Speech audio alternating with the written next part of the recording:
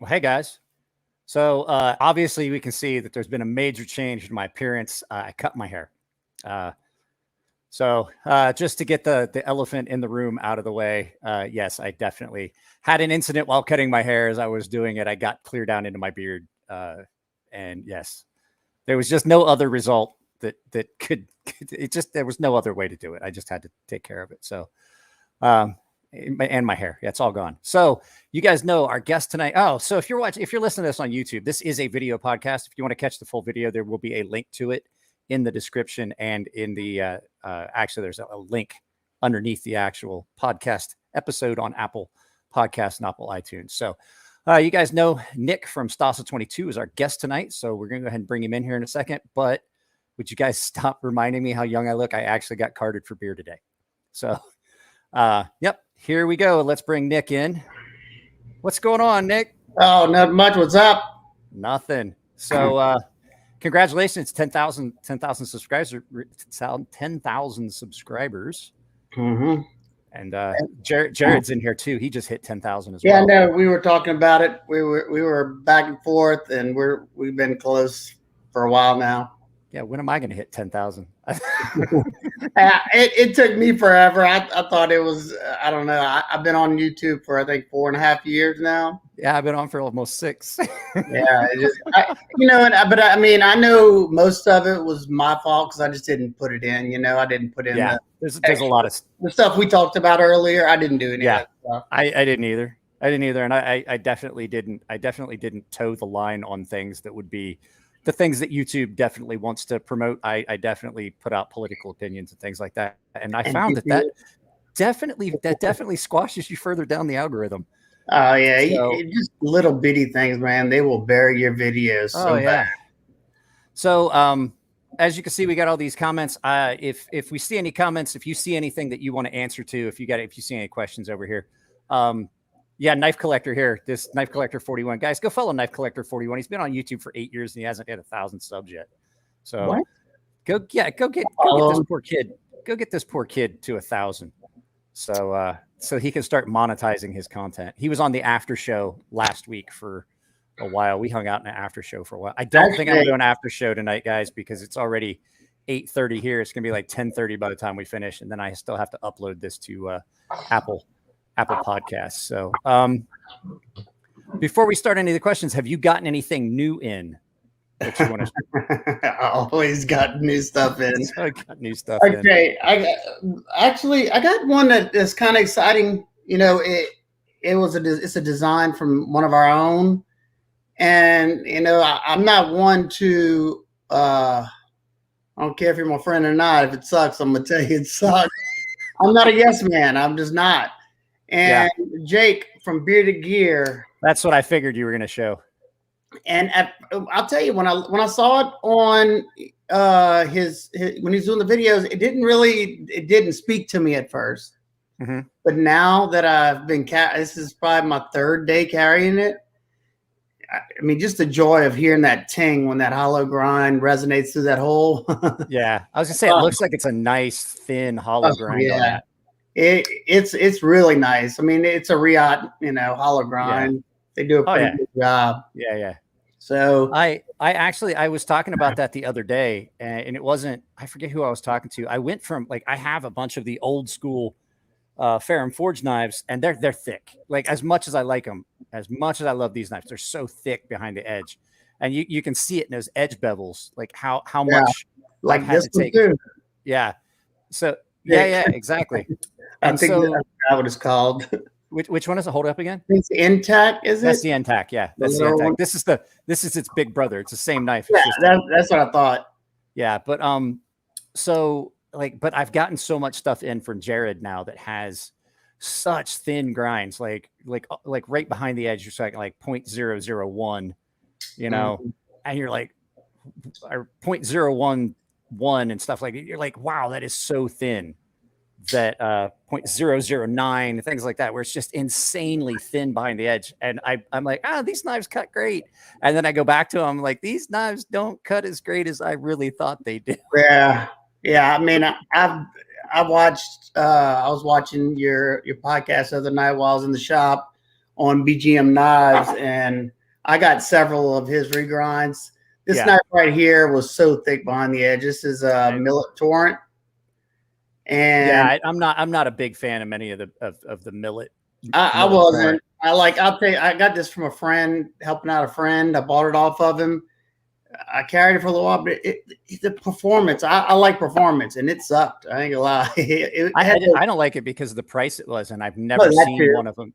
I've never seen one of them that wasn't off center. Like, honestly, I've had a bunch of them come in because they have all those facets and things that people want, like multicolors. When I go do ceramic and all that stuff. It is the hardest knife to maintenance. It just does every small tweak throws something off. Everything. The second if you're tightening that pivot and you breathe on it too hard, you're like, oh, I lost the action, and then you go back just ever so slightly, and you're like, oh, well, now I got all kinds of blade play.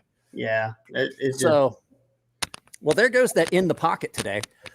So I know you've got enough subscribers. I really shouldn't have to do it. Go ahead and tell us about yourself. I know you're from Louisiana. Yeah, I'm from Baton Rouge, Louisiana. Been here. I lived in Birmingham for a year, kind of to get out of trouble for a little bit. I was just running with the wrong people, and I graduated college, tried to have an office job, but that just wasn't for me. I'm a hands-on person. I gotta be doing something. Mm-hmm. And I told my boss, can you put me out in the field? And he looked like, he thought I was smoking crack or something. He's like, what? I said, this ain't for me. So I ended up going into the industrial plants, because that's all we have down here other than, office jobs. And I worked there for up until 5 years ago. Yeah, that's when you had your accident. Yeah, I heard you talking about it. We don't have to bring that up because it don't bother me anymore. I didn't figure it did, but still, you already told that story, and I'm sure a lot of people already saw it. And if you want to hear about it, you can go watch another podcast that he did here not long ago, which was the Knife Junkie podcast, and he talks about it there. So go ahead, and that gives you a reason to go see Bobby's channel. Yeah, I like Bob too. Yeah, I like Bobby too. So you've got that knife from Bearded Gear, but what is that? Because I know you always have at least two knives. What's the other knife? Now the other one is I bought it because of the story. I'm not gonna lie, and I like the way it looks, but there's a lot of things that I wouldn't have bought it if it didn't have the story. And that's the new Boker Sherman tank. They use the pieces of Sherman tank to forge the Damascus. Nice. It's the M4 Sherman. Yeah, I like the overall aesthetic, but I mean, come on, look where the edge ends. Look at that. Yeah, they brought it all the way to the back, and it just big old smile. You can fix that though. Oh, I know, and I will. I'm gonna. Yeah, everyone around me is like that, but that it wasn't something I expected to buy. But I like that kind of stuff. That brings me excitement and joy. I got something in my pocket that I didn't expect to like, because I had dealings with him before. I talked to Jared about this. I just did first impressions. This is that Kubi Raven. Oh yeah, and I've got a Kubi knife that stays in my workbench. The only thing I use it for is to scrape the strop compound off my leather strop, because it just really not gonna pull any punches. It was a pretty horrible knife, and he sent me this, and I was like, I picked it up, and I was like, wow, that feels really comfortable. I was like, that's a nice looking knife. I said, Jelly Jerry Designs. I flipped it over. I was like, that's a Kubi. When did that happen? I'll tell you what, whenever I had like 3,000 subscribers, I think, they reached out to me and asked me if I wanted to check out one of the knives. And I said, I'll check it out. I was like, I can't promise you it'll make it on the channel. I said, because if I'm that disinterested in it, I won't want to make a video, Yeah. So they sent it to me, and the build of it wasn't bad, but the steel was very soft. And I don't know if they got new management or something, but here in the last year and a half, it seems like a change has happened with Kubi. They're using different steels. They're kind of upping their game. Mm-hmm. That's a pretty cool knife. I've handled it once. I thought it was going to be, I didn't think it was going to be comfortable when I first looked at it, because it's got all those angles, but it really is. I was really surprised. And then, like you do, like when people are like, oh, when you test, Like, oh, you know, what are you doing cutting cardboard? Well, I do the things that most people are going to do with a knife around the house. Yes, I cut cardboard, I open mail, I cut up stuff for recycling. But I got a big chunk of plywood back here, and I will just like you said in Bobby, I listened to the podcast with Bobby. I wanted to refresh that. I listened to it again. I remember you talking about cutting wood that's when you're going to find, if there's hot spots on the knife, that's where you're going to find it, when you're putting some pressure on Yep. it. Thick You're rubber. going to find it. Yeah. It'll get you. Yeah. Rubber. That's when you're going to see how it's going to cut on like thick, on thicker material, like that's on thick, soft material. Yeah. When the geometry matters too, because that rubber will collapse back on itself and grab the blade. Well, when I was in the Navy, we used to have to do these big, these rubber gaskets, these silicone rubber gaskets you had to put in. You had to cut them and then stick them in. You had to cut them nice and clean because it had to be watertight. So you had to cut them at this nice, clean angle. And that, you know, you try and do it with a pocket knife. You're like, nah, that's got nerve. Because like I said, back in the day, most knives were a lot thicker behind the edge. Like the Buck 110, you know? Yeah. And that's what we had so you used a utility knife. And, but I had a couple knives that were super, super sharp and you could do it with. And that's, like you said, that's when you feel that edge geometry. How's it cutting? Is it catching up and is it gumming up on it?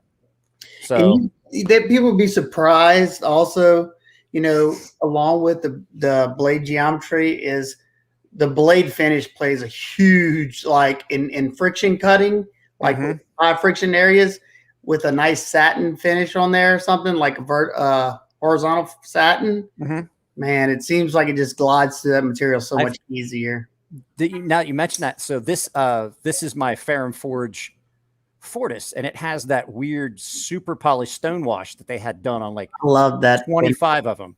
Love it. So that this I don't use it anymore because I can't ever duplicate that finish. There's no way, because the company that did it for him doesn't exist anymore. It was tumbled in these like synthetic sapphire balls for like a week, and it just gave it this, like, it has, you can see that there's a stone wash to it. Yeah, I'll post it's kind of like it's almost like the Sleech Bowie, but a little bit better. But it's not. It's like you can't feel it. Like there is no friction, and when you're cutting stuff with it, it's just frictionless. And especially if it's something you're cutting and it's like you said, like soft rubber or something, you spray it with a little bit of soapy water and then cut it. Yeah, no problem. WD one too. Yeah, done them both. Jared Cue Ball says, Jared, you're so right. My Kubi Wolverine is in titanium is so smooth. Yeah, I'm gonna reach out to him and let him know. You know, I'm gonna send him the overall review of this because I've been carrying this. I shot the video I think on Sunday, and I've been carrying it all week as my second knife. Trying to carry two things at once, and it definitely does prefer. It's a little thicker behind the edge. I think it's 0.02 behind the edge, but it still cuts really, really well. Yeah. That's something I wish. I know a lot of the companies do that for warranty purposes so they can make sure, you know, so they're not, but I mean, with a good heat treat on a knife, you can get the thin geometry and it's still gonna be tough. I mean, on steel, I mean. Well, I made a knife for my daughter out of 440 and it's 0.0095 behind the edge. Like I told somebody, I was like, it's because I didn't know enough to be scared of grinding something that thin at the time it was the second knife I ever made. And and you weren't everybody to do it. Everybody was like, holy crap, that is so thin. And I was like, I didn't know any better, you know? It's Aiden here. He's one of my paying members. He's like, I just realized you shaved. There was an incident. I have a scar. You guys have seen it in videos. I have that scar that runs pretty far back. And so I've got an area where my beard doesn't grow right. And so when I was cutting my hair and I was trying to clean everything up on the sides where the sideburns meet, I got way down into my beard with the clippers. And I was like, ah, crap. And every time I tried to straighten it out, it just got shorter and shorter. And I was like, it just looked like crap. I was like, oh, crap. And I just cut it off. And even when Nick and I talked earlier, it was still driving me nuts because just one little piece taken down. Yeah. And I was like, it's driving me nuts. So, but here's the thing. I get to start it all over again. It'll grow back.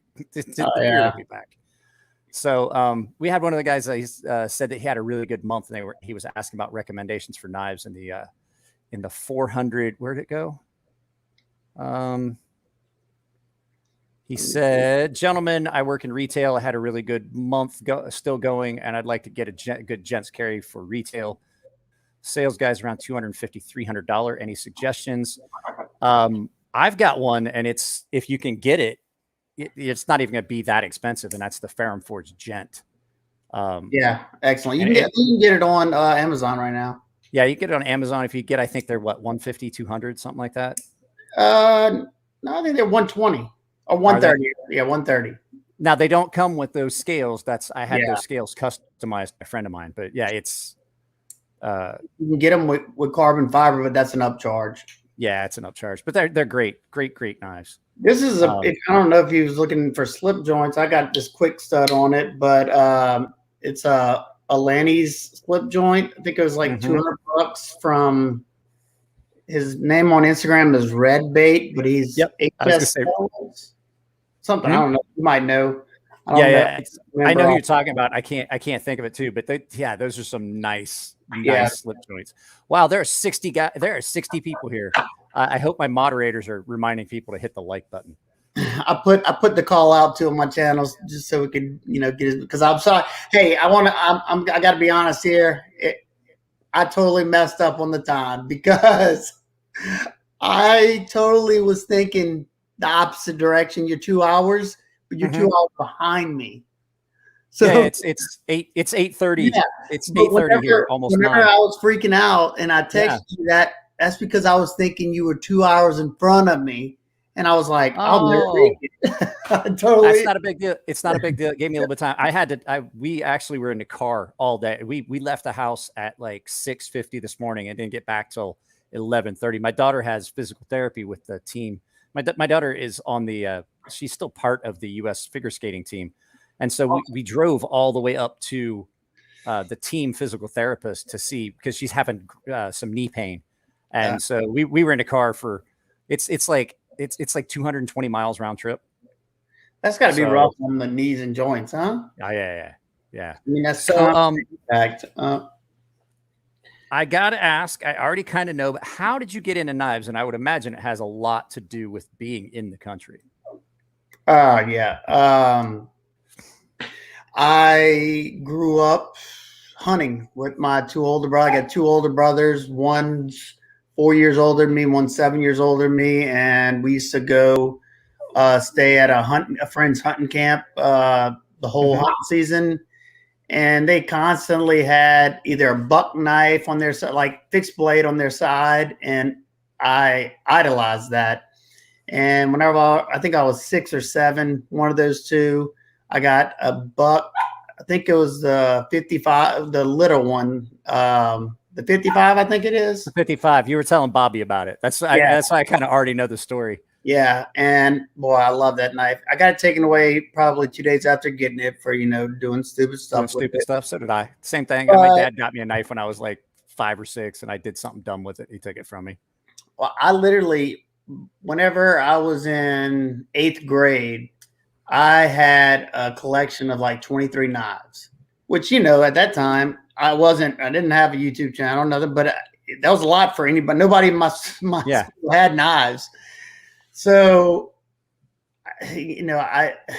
one of a so-called friend stole the entire case that the knives were in. So I can't show anybody my first knives or anything like that because they all got stolen. Everyone. I'm unfortunately currently in the same situation. I was getting a bunch of stuff out to do. Jared tagged me in the 5 knives that make you happy. And in the course of setting up for 5 knives that made me happy, I was very unhappy because when I was 5 or 6, my dad gave me that knife and I still have it. I'm hoping that it's still here somewhere. I went through everything here at the house. I cannot find it. And I'm afraid it got lost in the move. But the reason that I'm so upset about it is, if you saw, like, you've seen the sea snake, you got one of my little sea snake fixed blades. You have one. So the logo, that MJE design, that's actually my father's handwriting, because he engraved my initials. So cool. That first knife he gave me, he engraved my initials on both sides of it and then gave it to me. And we scanned that and put it on that. I made it my design, because after my father passed, it was a way that I could kind of like get Keep him him to live going. along forever. Yeah. And now I can't find the original knife. And I was like, my daughter was like, I told her, I was like, did we put that in with the stuff that I gave you that was grandpa's? And she's like, oh, let's go look. And so we're going through her drawer of knives. And she goes, you're talking about the little silver one with your initials on it, right? And I was like, yeah. And she goes, I haven't seen it. And I mean, I had went through, like, I'm tearing stuff apart in the house. And I was like, man, if I lost that knife, I'm going to be so upset because I can't replace it. They don't even make that knife anymore. Yeah. And I carried that in my pocket across like 16% of the countries in the world. Yeah.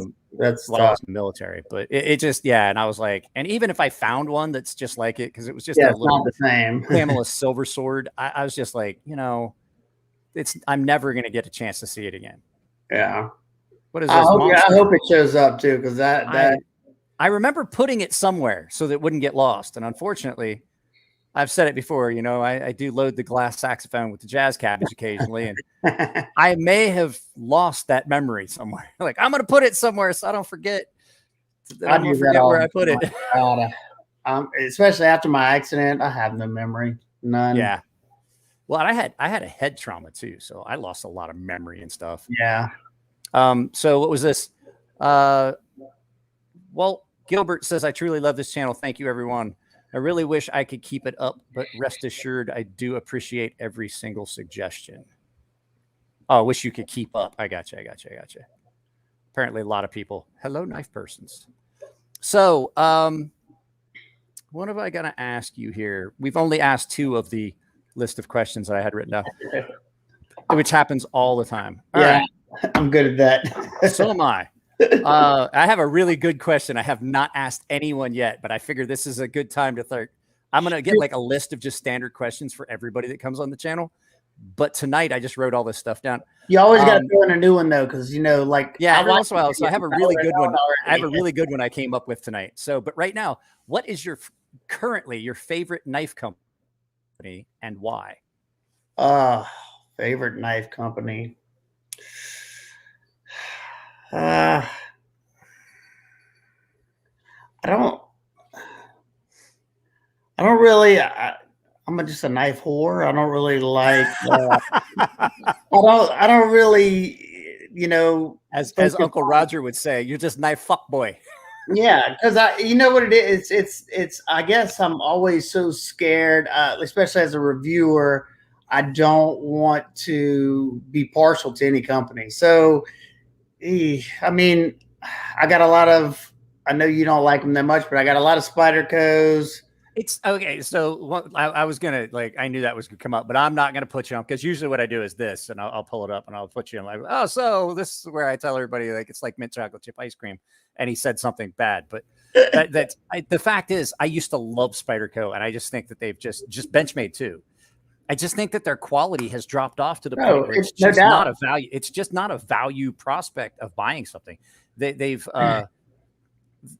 banked on, like I've said before, they've banked on being the baseball cards, the collector cards of the knife world. And so people are paying exorbitant prices for knives that are just basically the same knife over. Like you'll talk to a Spyderco fan and like, oh, I've got like 8 of this and I got 3 of that. And I'm like, why didn't you buy like 1 and then buy like 5 other really good knives? Yep.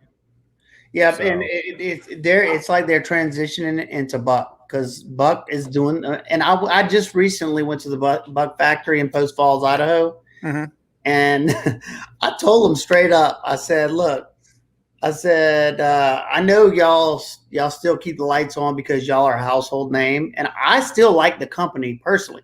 I don't like your knives too much anymore because y'all are not doing anything new. They just brought out this new." I did a review testing on that Buck On set. Okay, I like the aesthetic of it.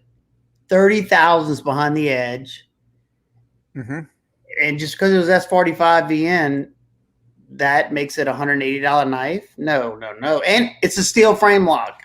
Yeah, I've had a couple bucks now. I do have to say when they do something and they stick to their old classics, they do it right. I have a Buck 119. I had a subscriber to the channel that reached out and was like, hey, I want to get you a gift.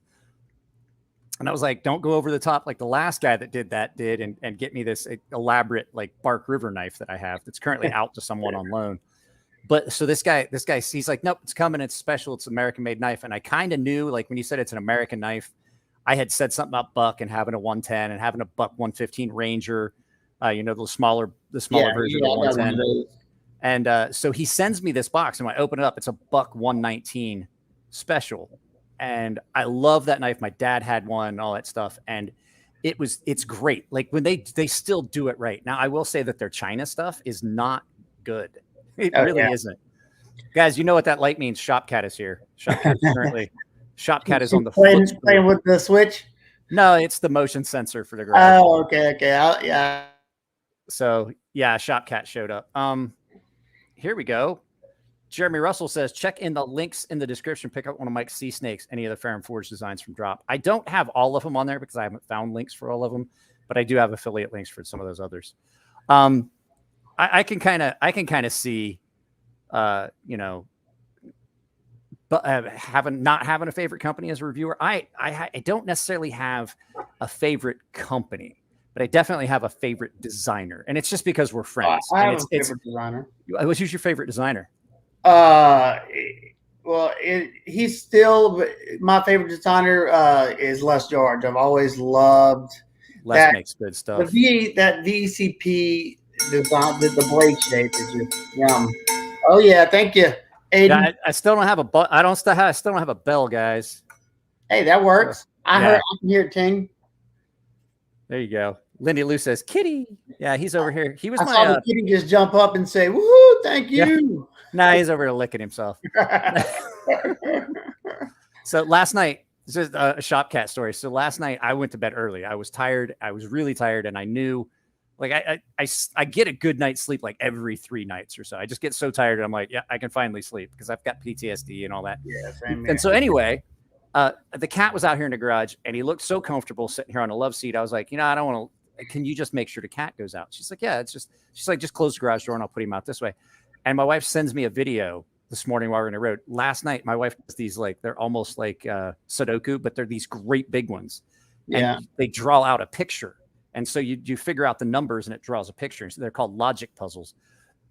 And she says she was trying to do it, and the cat got tired of her ignoring him and jumped up on the table and just laid down on her puzzle. I was like now, what? I'll put it up. I'll put it up on the channel one of these days here before. Yeah, it's funny. So my favorite designer, as everyone would know, because I'm really good friends with him, is Elliot Williamson. And that's because Elliot since the beginning.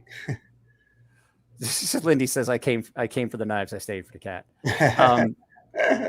So yeah, I'm really good friends with Elliot. As a matter of fact, Monday on my birthday, special show this coming Monday. Oh, hey, Walt. Yeah, look at that. Save that for your knife, bro. So at any rate, my birthday present to myself was to ask my favorite designer to come on a podcast. So Monday on my birthday, the other option was I was going to eat that chip from hell. I was going to eat the Taki once. I was going to do it.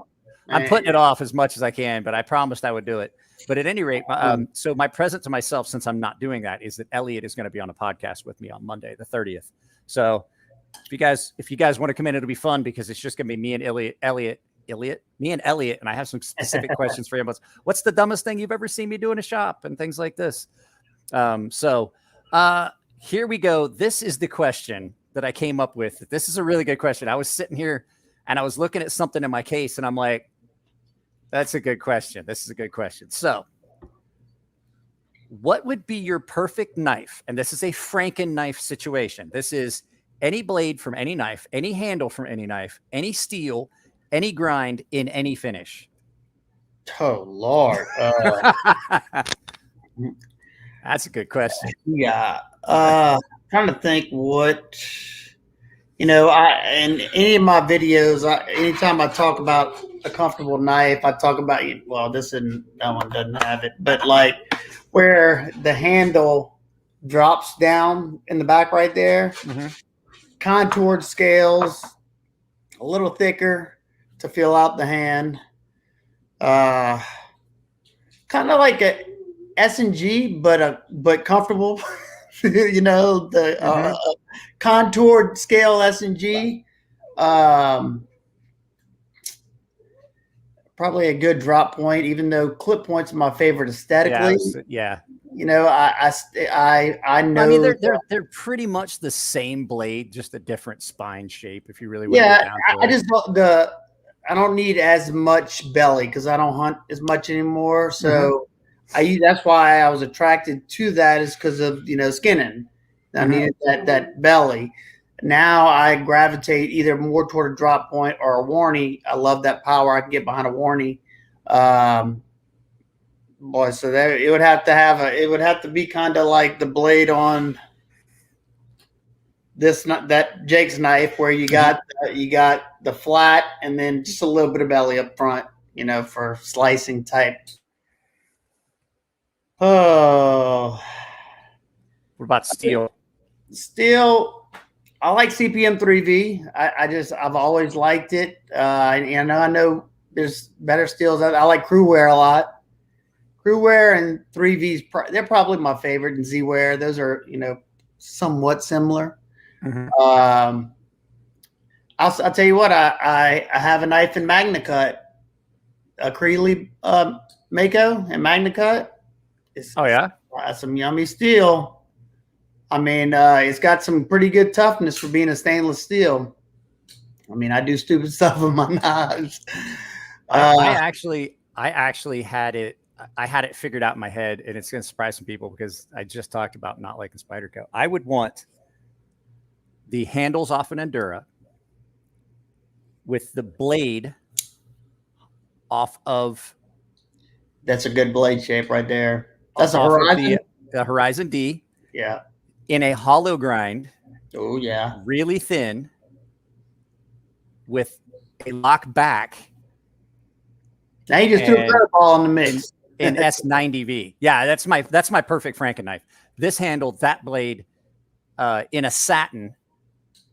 So that would hit it all. The handles on this, because as much as I don't like some of the Spyderco knives, that's like you talk about, that handle fits. Maybe have it a little thicker, like maybe a thicker handle done in that exact shape with the blade off the Riat in a hollow grind in S90V and satin.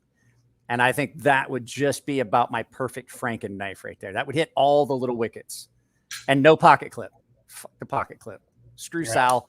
The pocket clips on knives are all Sal's fault, and now you can't live without them. Yeah. That I think that's one thing that everybody gets angry about, pocket clips. Oh, they're always horrible. It doesn't matter. Like, even the best pocket clip is still not as good as a knife without a pocket clip. No. I mean, I constantly tap knives for pocket clips. So Q goes, make it happen, Mike. I don't think you can do it. I just don't think there's a way to make that work. There'd be a lot of shoehorning and home machining and things like that going on that just would be almost impossible to do. Yeah, and not to mention, of course, I got tons of, designs that I've drawn up that I would love, but a lot of them, to make them the way I want them, they would be too expensive. Nobody would better buy them, and there's not enough out there that would be able to. So, yeah, I mean, there's so many at this point right now. There's so many designers out there that, like, it would be really hard to get a knife. Like, I've made a couple knives, and they're okay. Like, I'm an okay, like, and it's because I made that knife the way I want it. Not everybody's gonna like it. They came out okay. The Sea Snake came out, I think. I love the Sea Snake. I think it came out better. But it was because it was a single-minded, single-purpose thought. It wasn't trying to be anything. It wasn't. It's simply a small daily task EDC. It's not like I think Russell from Artisan said it. He's like, there's so many of those small 3-inch blade knives that just try to be something else. Like, oh yeah, it's like a spike. You can drive it through a rail. You can drive it through a tree trunk. But why? Like, I don't need it for that. I need to be able to cut line, and I need to be able to cut. And I had been working construction sites. I need to be able to cut that Visqueen plastic that you use for covering up the stuff at job sites and laying down for the spoils when you dig a hole. You need a thin knife for that. That's easy to touch up on a job site for cutting the filter fabric when you're doing irrigation and planting potted plants and things like that. It's just like, I don't want something that's going to be like this big, over the top, thick. I don't need that. I need something that's like a utility knife, only better. So And I'll tell you what, that the RPM 9 steel was a perfect platform for that knife too, because I mean, I've done extensive testing with that knife. I mean, with that steel, and I love it. For a See, and budget, I wanted to, that's one of the questions I had on it, because I know that you got it and you had some questions about it, and you had my prototype, and then you got your own, right? yeah. As soon as I got the prototype, I ordered one. Yeah, I like, a lot of people think it's because it's my knife, and it's I want to get a piece of it and make a knife in it. Yeah, Because I love the fact, the best thing, like, I've never had I did a video where I had been cutting cardboard for days, literally for days, with the sea snake. And all I did when it would lose its edge, I would just get a piece of newspaper and wrap it around my strop and strop it on newspaper, and it would come right back up to hair popping. And people were like, I was like, well, it rolls before it chips. Like, oh, that's horrible, it shouldn't roll. I was like, no, we're talking about like deformation of the edge as opposed to complete, it's not shearing it off. And like, when you can take a knife that is like dull, like you can feel it's dull, and strop it right back up on newspaper, pretty amazing. And then people are like, oh, that's because it's soft. And I'm like, but it's not. No, it's really not soft. So now, at first I was worried about the steel because I got one of their first knives in RPM 9 or AR RPM 9.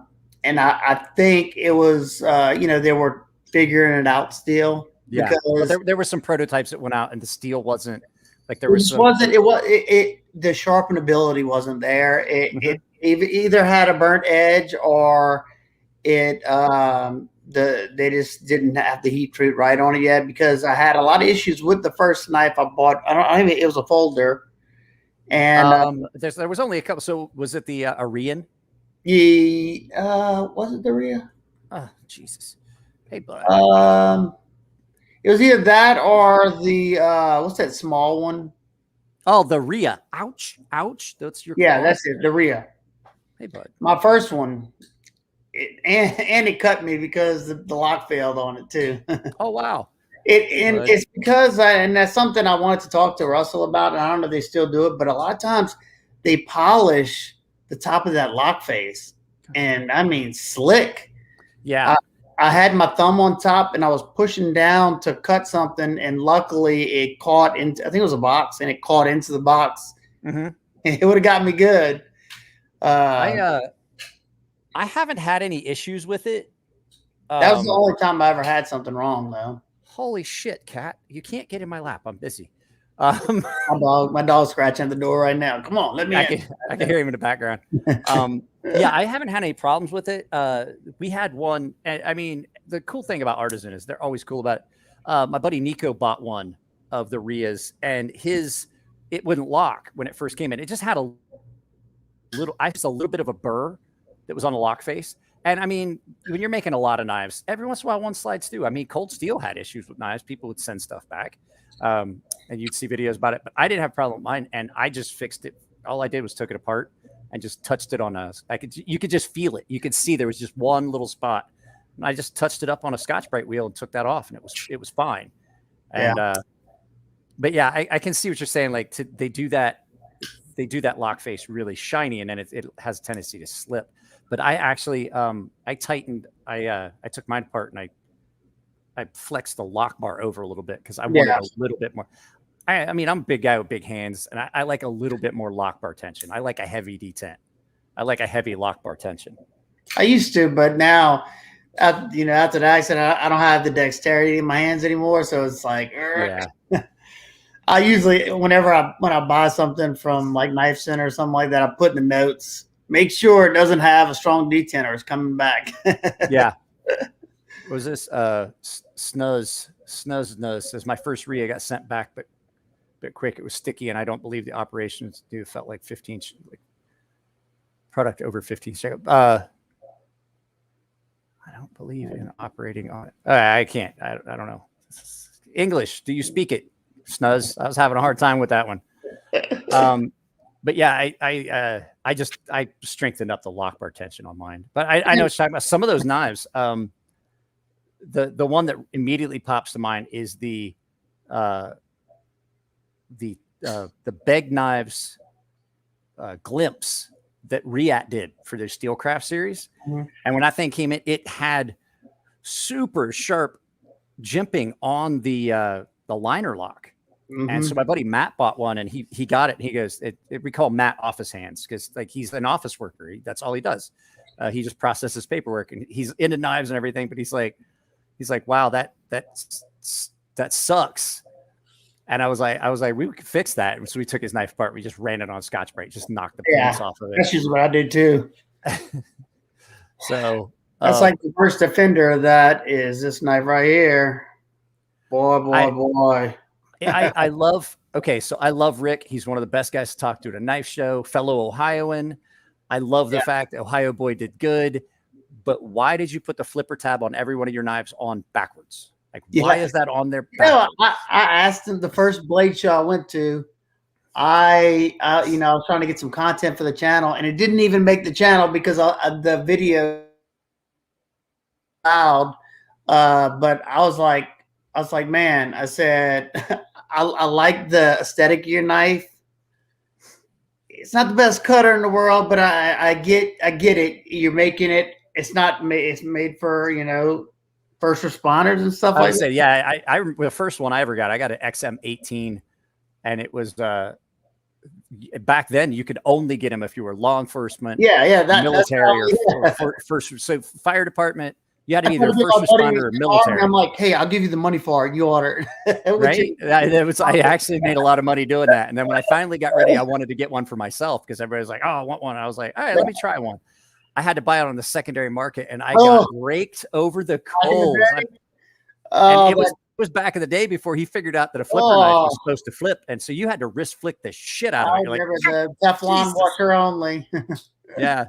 If your knife have flipper but don't flip, you fucked up. I asked him. I was like, what is the reasoning behind this DNA grabber right here you got? And he said it was because as a firefighter, because he was like, I don't know if he's still he's not a firefighter anymore. I would guess not. He's a knife maker now. He makes too much money making knives and fires and shit. Well, whenever he was a a firefighter, those big ass gloves they wear, he said it would slip off with anything else whenever he'd put their finger on the flipper. I'm like, yeah, but now you know that most of your knives aren't in those hands anymore. I mean, and if they are, you could still design it with the right jimping, and it's gonna catch just as good as that sharp spot. So Marco Polo asks, how do you fix a frame lock if it travels too far? A frame lock doesn't travel too far. It travels as far as it needs to. As it breaks in, it's going to travel farther. If it's going over, if it's going all the way over to the other frame and it's still got play, the way you fix it is you send it back to the maker and go, something's wrong here. Or throw it in the trash can, one of the two. Yeah, I mean, no, but they can put a video I'm going to do. That's a video I'm going to do later, one of these days, where I'm talking about like everybody's gotten into these budget knives, and then they reach out. Like I hear it from company reps and stuff like, oh yeah, we get this knife in, and the guy's throw it a fit, and he wants us to do all this work and send him a new knife and do all that. And he's like, it's a $50 knife. And I was like, you reach like people just kind of expect like it's a $50 knife, man. If you use it and then it gets framed, it gets a little bit of movement. That's just that kind of knife, a $50 knife is a replaceable knife. Now, I have some $1,000 knives in my case. Yeah. If I ran into a problem where I started getting lock rock, I would definitely be like, hey, and those makers, it's part of that price too, that you can send it to them and they will fix it. So Marco Polo says 50% at new. Well, that's not that uncommon. It's not really bad. As long as it's laying on it. You're laying on it. I need you to move, Kat. My Sabenza came 50% at new, and it's still at 50%. I've had this for 5-6 years now. Yeah. And I think didn't Chris Reed that's how he wants his to be, right? Because you think about it, Marco, whenever if it's not sitting completely underneath the tang, then you're technically not getting the full strength of your lock. I mean, you're getting a piece of it, right? I mean, you make knives, Mike. What do you feel about that? Well, I only make blades, but I know enough other knife makers that, you want to have movement. You want to have some room to move up the radius. But you also have to take into consideration that if you're just on the very edge of that lock interface, that's what I mean.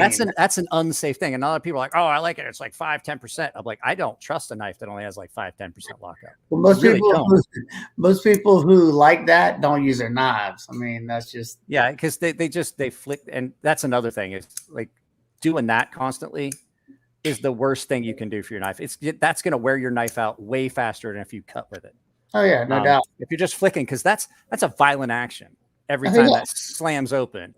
That's steel on steel, and I see people do that, and they're like, "Oh, why's my knife got blade play?" And I was like, "Because you fuck with it all the time. That's why." Get a fidget cube or something. Get one of those fidget spinners. I'm bad. I'm bad about it too. You're gonna have to get down, Kat. You're taking up all the space for my mouse. Oh, I wanted to ask you. I've been having this. You want to? I remember, yeah. Gosh, what is this ceramic coating? Yeah. Somebody asked me the other day, and I was like, if I had to guess, because I know you do a lot of ceramic coating, I was like, I think it's ceramic. Yeah, it's the nano ceramic. And say, hold it back up. Let me see it again. Hold on. Let me see the whole thing. Yeah, it's mirror. Is that that's just the black and red one, right? Yeah, black and red. Did you order that one from me? No, I don't know if you know, he's from Croatia, BJ. He's a subscriber of mine. And he reached out to me, and he sent me, he's like, I got a gift for you. And he said, I know you like neck knives. And he said, I know you follow Mike. And he's like, I got a gift. So he sent me this and a Riot. I was like, whoa. Nice. I had a guy before, so I was like, I had a guy that was in Croatia that had told me he was going to like sponsor my daughter and stuff. And then he just never, like, it just basically just disappeared. So I don't remember who that went to. I had a couple customers overseas, so I really don't remember who. This guy was a good dude. I hadn't talked to him in a while either. We used to FaceTime. He asked me, I kind of thought it was weird. He's like, hey, can I FaceTime you? And I was like, I don't know. Yeah. Kind of odd, but it's just because I don't know. He just wanted to talk. So we talked. We talked a lot. He was a good dude. Yeah. But they got hit hard with COVID. Like the COVID took out a lot of their people. A lot. Yeah. So maybe, I don't know. Okay. So ask Jared this question. What is a knife that you got rid of that you regret and wish you still had? I was thinking about this the other day because there was something I got rid of. I don't get rid of a lot though. I really don't either. Oh, there was a lot of stuff because I say that I don't get rid of a lot of stuff now, but whenever I first got on like Instagram and the buying and trading was just crazy. Like I would every week I had another new knife coming in because I would trade with somebody and back and forth. I had a Emerson and it's just a hard to get Emerson that I used to love the knife, but being it was a hard to get knife, it was a leverage tool. So I was able to get something else for it. And I had an old VECP that was the smoothest knife on washers I've ever owned. It was a Monkey Edge edition. Of which? Of the Les George VECP. Yeah. Elliot got a Les George VECP, and I didn't have any money. It was his birthday, Elliot Williamson, because he did that collaboration, the Master Blaster. Yeah, Master Blaster. And I did. So I got his brother, Chris. I was like, look, I can't get him anything for his birthday, but I want to do something. I was like, if you can snake his VECP, I'll take it home and I'll sharpen it. And I took it home and I put this 10,000 grit edge on it. I took it back and I put it in his case. And Elliot, so the next day, like it's his birthday, we're hanging out in the shop. And he pulls his knife out of his case, his pocket, pulls out to cut something. And he goes, Mike, have you been messing with my stuff? And I was like, yeah, I sharpened that for you. It's your birthday present. He goes, great. Now I'm fucking scared of my favorite knife. I don't need it. He's like, I can't carry it. He's like, I won't carry it. He was scared. He literally was like, now I'm scared of my favorite knife. He's like, that's terrifying how sharp that is right now. So, how did you got into sharpening through like the Japanese style sharpening stuff? I think I heard you say one time. So I grew up on a farm, and so we always had to have sharpening butcher knives and stuff like that. But that was typically that, just sharpening on an Arkansas stone. And when we would butcher on the farm, we'd butcher pigs and cattle, and we'd have, we'd deer hunting, you do deer and all that. So you do all the butchering. And so the kids that weren't big enough to actually butcher out the animal, they sat at the table and they just kept sharpening butcher knives. So I didn't, that's how I started learning. And you always had to have a sharp knife on the farm. And I always had like a little Arkansas slipstone that my grandfather gave me. I carried in my pocket. But then I went to Japan and I met my wife, and her father is a master carpenter. He taught me how to use water stones because that's how he sharpens all his tools. And that guy has got some of the sickest, sharpest kitchen knives. Like you don't want to go in his kitchen and think you're just going to grab a knife. You're like, oh my God. And like he's so anal about how sharp the kitchen knives are. Like he has a ceramic bowl that he has flipped up upside down. So the unfinished bottom is sticking up. And every time he cuts something, he gets a pass on the bottom of this bowl. And so all the bowls at their house, these little white ceramic bowls have a black, like the ring at the bottom is all black because he does that every time. But yeah, he taught me how to use water stones. And then I decided to, I was getting into, I took a lot of martial arts and I got into the swords. And I saw I was taking the sword arts. I was taking kenjutsu. So you're learning how to cut with the Japanese swords. And then I got into learning about like how they were made and watching videos. And I wasn't really interested in like how they were forged and everything. I got really interested in how they were polishing the blade on these stones by hand, getting that crazy convex edge that makes this Japanese sword so effective. And so I just found a way to make that in miniature, just at the apex. Yeah. And it's just a matter of forming a bunch of little angles as you're sharpening, like passing it through at all these little angles throughout the travel. So each pass is a different angle. And as you're going through, they're not all the same. And so you just know when to stop at the apex. And what you've done is by the time you get done, you have so many little angles that you knock off all the shoulders and it turns into like a smooth radius convex. And so it was just like Murky Ocean. Why aren't we on Twitch? I could not get the Twitch. It wouldn't let me set up the Twitch stream. I apologize. So we're not on Twitch. Sorry. We're on YouTube. We're on YouTube. So it doesn't and matter. Spotify. There's only like one person that watches it on Twitch. We're not on Spotify. I can't figure out how to upload to Spotify. Spotify wants me to have an RSS feed. Oh, that's true. They are paying. Like Apple Podcasts, like, oh yeah, you can just upload the file. And I'm like, okay, it's just a WAV file. Cool. Murky Ocean, just frowny face.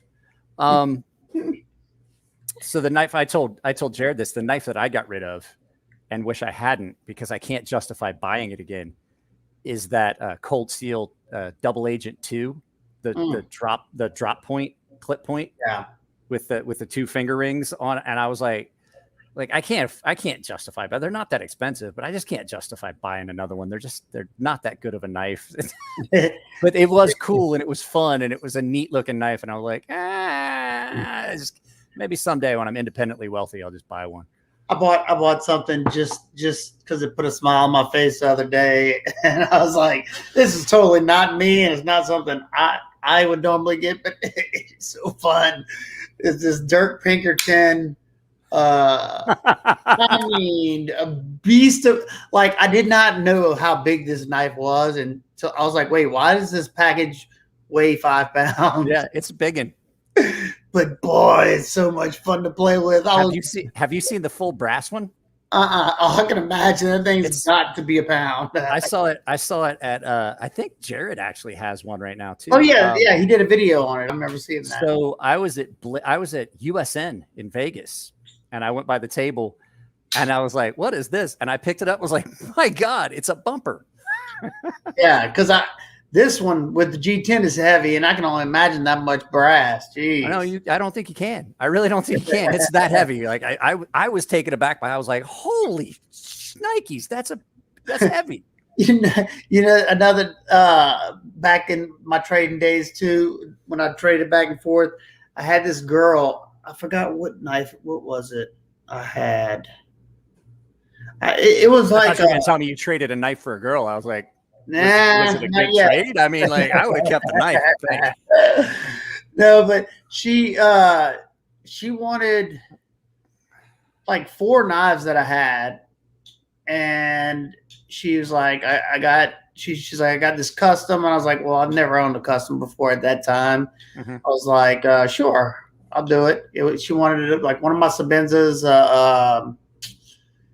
a Hinderer, and I don't know what the other 2 were, but I don't know if you ever handled any of them. It's called the Debt Collector.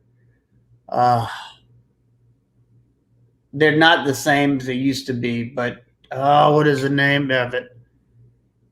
They got the Mofo and the Debt Collector. They're giant. Oh, okay. Yeah. I know. I think I know what you're talking about. Well, I had no clue how big those knives were, and the knife that she sent me was the Debt Collector, and it's a cleaver. And it's basically like, it looks like the regular kitchen cleaver that you can fold up into a handle. I was like, when I got this, I was like, what am I going to do with this? Like, I couldn't carry it. It pulled my pants down. It was that well, there's a lot of stuff I carry because, like I said, I'm a big guy. So there's stuff I carry that like most people wouldn't.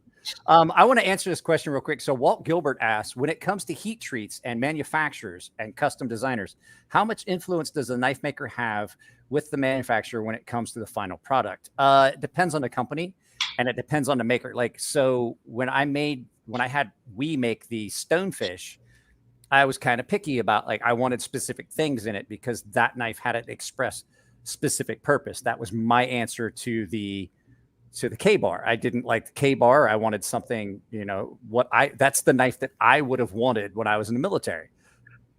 And so I was kind of picky, and it kind of reflected in the price. I mean, there were things that I told them there were things that we could have done a little differently to cut some prices, or cut some costs. And they were like, no, you're right. This should be this way, which is why half of them are still on shelves, because no one wants to, everybody likes a fixed blade. No one likes a $300 fixed blade. Know what I mean? But I mean, it just depends on how you got the contractor. When it was the Sea Snake, I gave Artisan a lot of latitude, but the caveat to it was that I wanted to get I told them, I was like, I have to see them before they ever hit the market. Like, before they ever sell, I want to see them. I want to test the steel. I want to see the manufacturing. I want to see how everything's put together. I want to test the sheath, and I want several so that I can see and make sure that the quality is all there. And so they didn't really handpick. They just sent me 3 knives. You actually got one of, I think you got the black one. Black one, yeah. You got the black one, which I have back now. The green one, after I tested it and was happy with it, went to Cutlery Lover, Jeff Smith, as a gift, because, he influenced the fact that I have a channel greatly. And he's a great guy. I talk to him pretty regularly. And so, that's one of the cool things about these YouTube channels. He's got like 500,000 subscribers. Yeah. And I can just reach out to him and he'll answer any question I've got. But yeah, I sent he's him one. Super nice guy. Super nice. But it just depends. It's the company, it's the maker, and it depends on whether you're just interested in, like, oh, just throw it out there, or if you want to have some input on what goes on with it.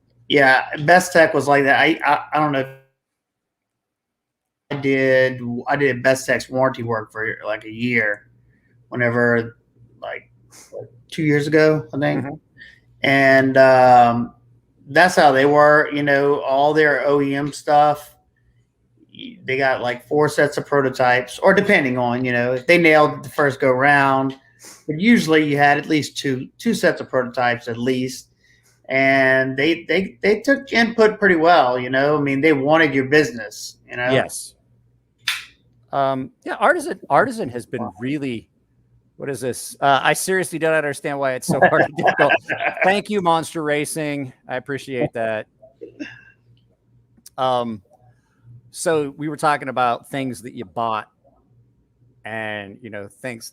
Now there's something that I won't ever get rid of, so you won't ever see this go. But things that I just bought just because it made me happy. And the first time I ever got one of these, and everybody's gonna go, fuck, it's gone beyond it. He's not just having a love affair with this knife. Now it's turned into a fetish.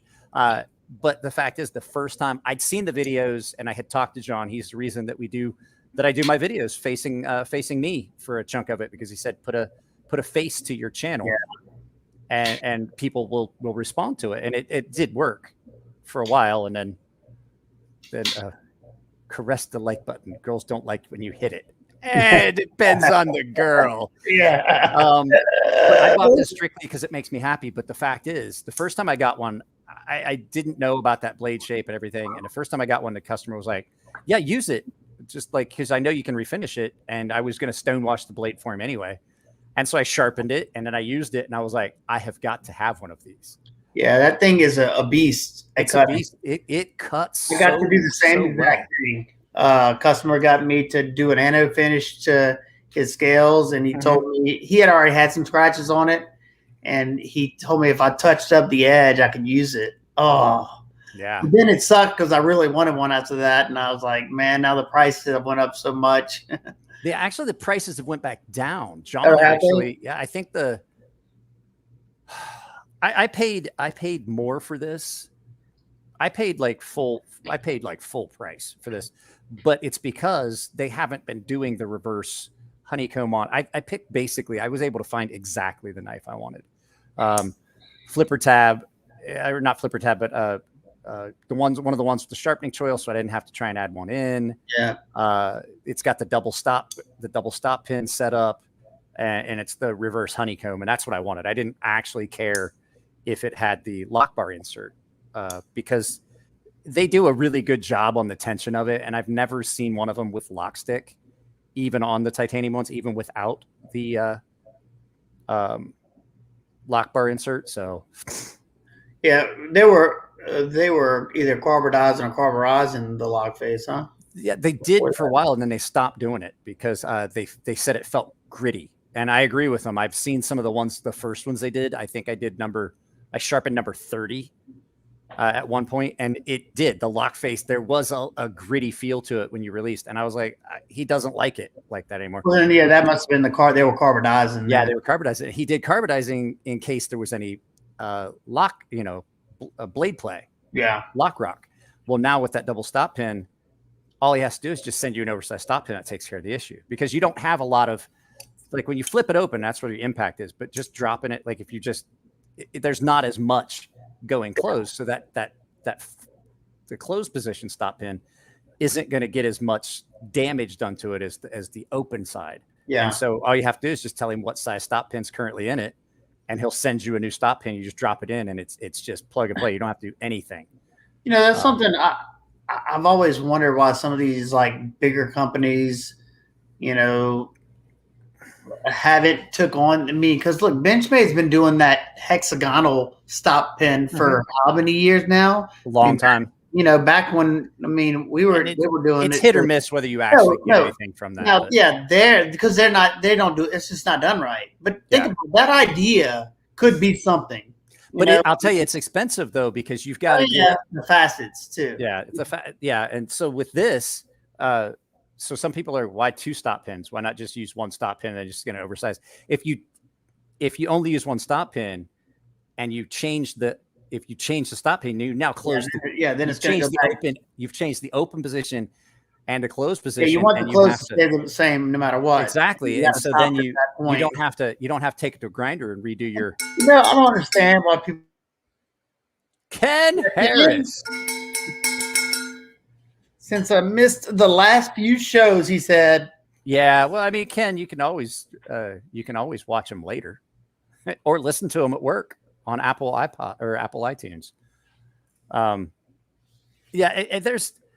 There's some reason. I mean, it's expensive, and like you said, how much money are you wanting to throw into it? Like, this is $1,000 knife. This is a $30 knife. Are you going to want to try and come up with a way to maintain this? No, that's not something the bigger companies. The bigger companies, or your mid-tech knives and stuff like that.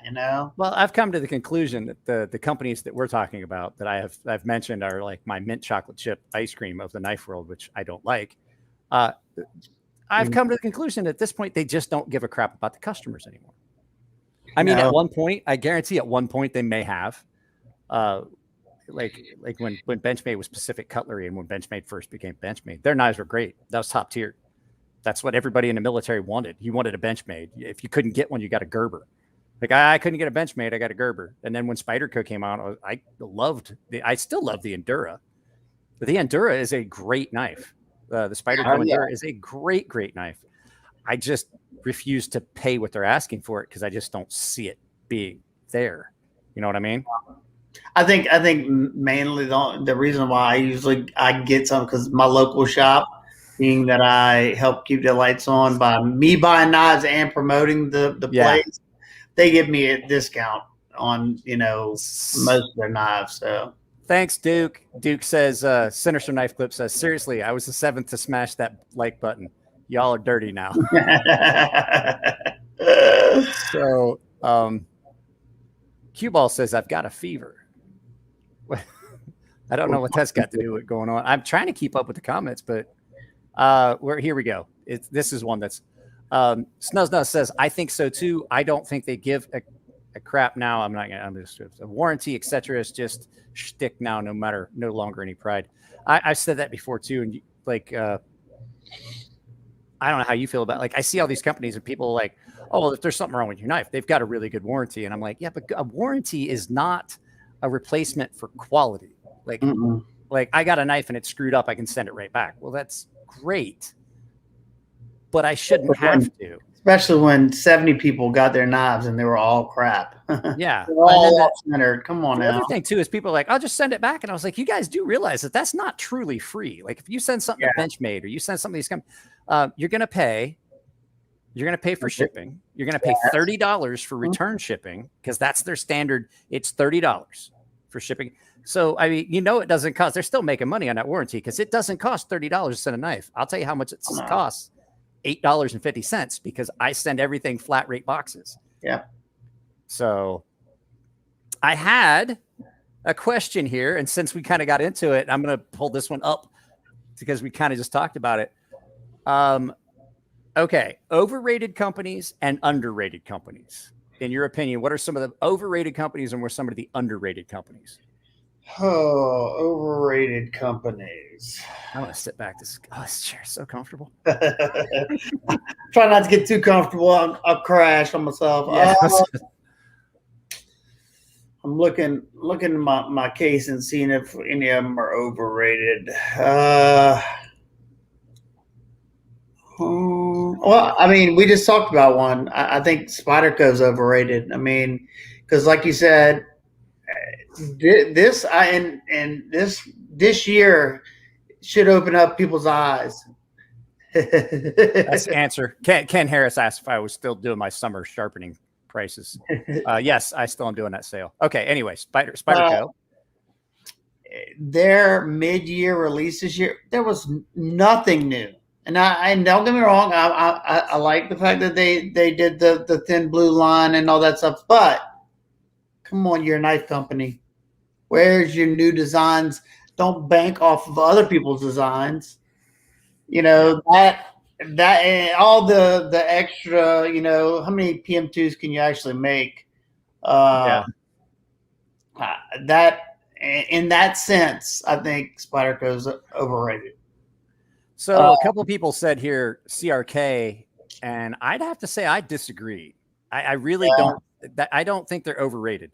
If you get one, if you're a Sebenza guy, you're gonna like. I love my Sebenza. I honestly don't think that they are overrated. I honestly you gotta appreciate the tolerances, and you tear a Sebenza down. This is one of the easiest knives to take apart. That reminds me, we have to talk about this. I had a guy that texted me, said it was one of the hardest knives he's taken apart, put together. I was like, you didn't see my video. I'll walk, when we get closer to the end, I'll walk through it for him. If you guys help me remember that I have to tell somebody how to take apart a Sebenza. Well, thank you. So that's overrated. Yeah, I agree. Spyderco probably would be my top. Spyderco and Benchmade. Another one too, and I think it's just because I've gotten so many trash knives from the CRKT. CRKT has been on my list of just I don't buy them anymore. Kershaw as well. I've gotten a lot of crap knives from Kershaw.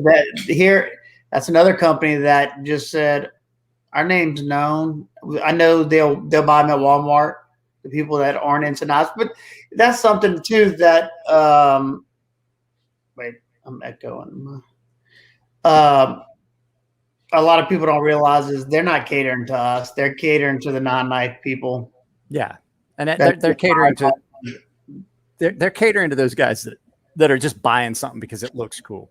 They're not catering to guys like I use my knives as tools. And that's like, for me, like you talked about it before too, ergonomics is really, really important for you.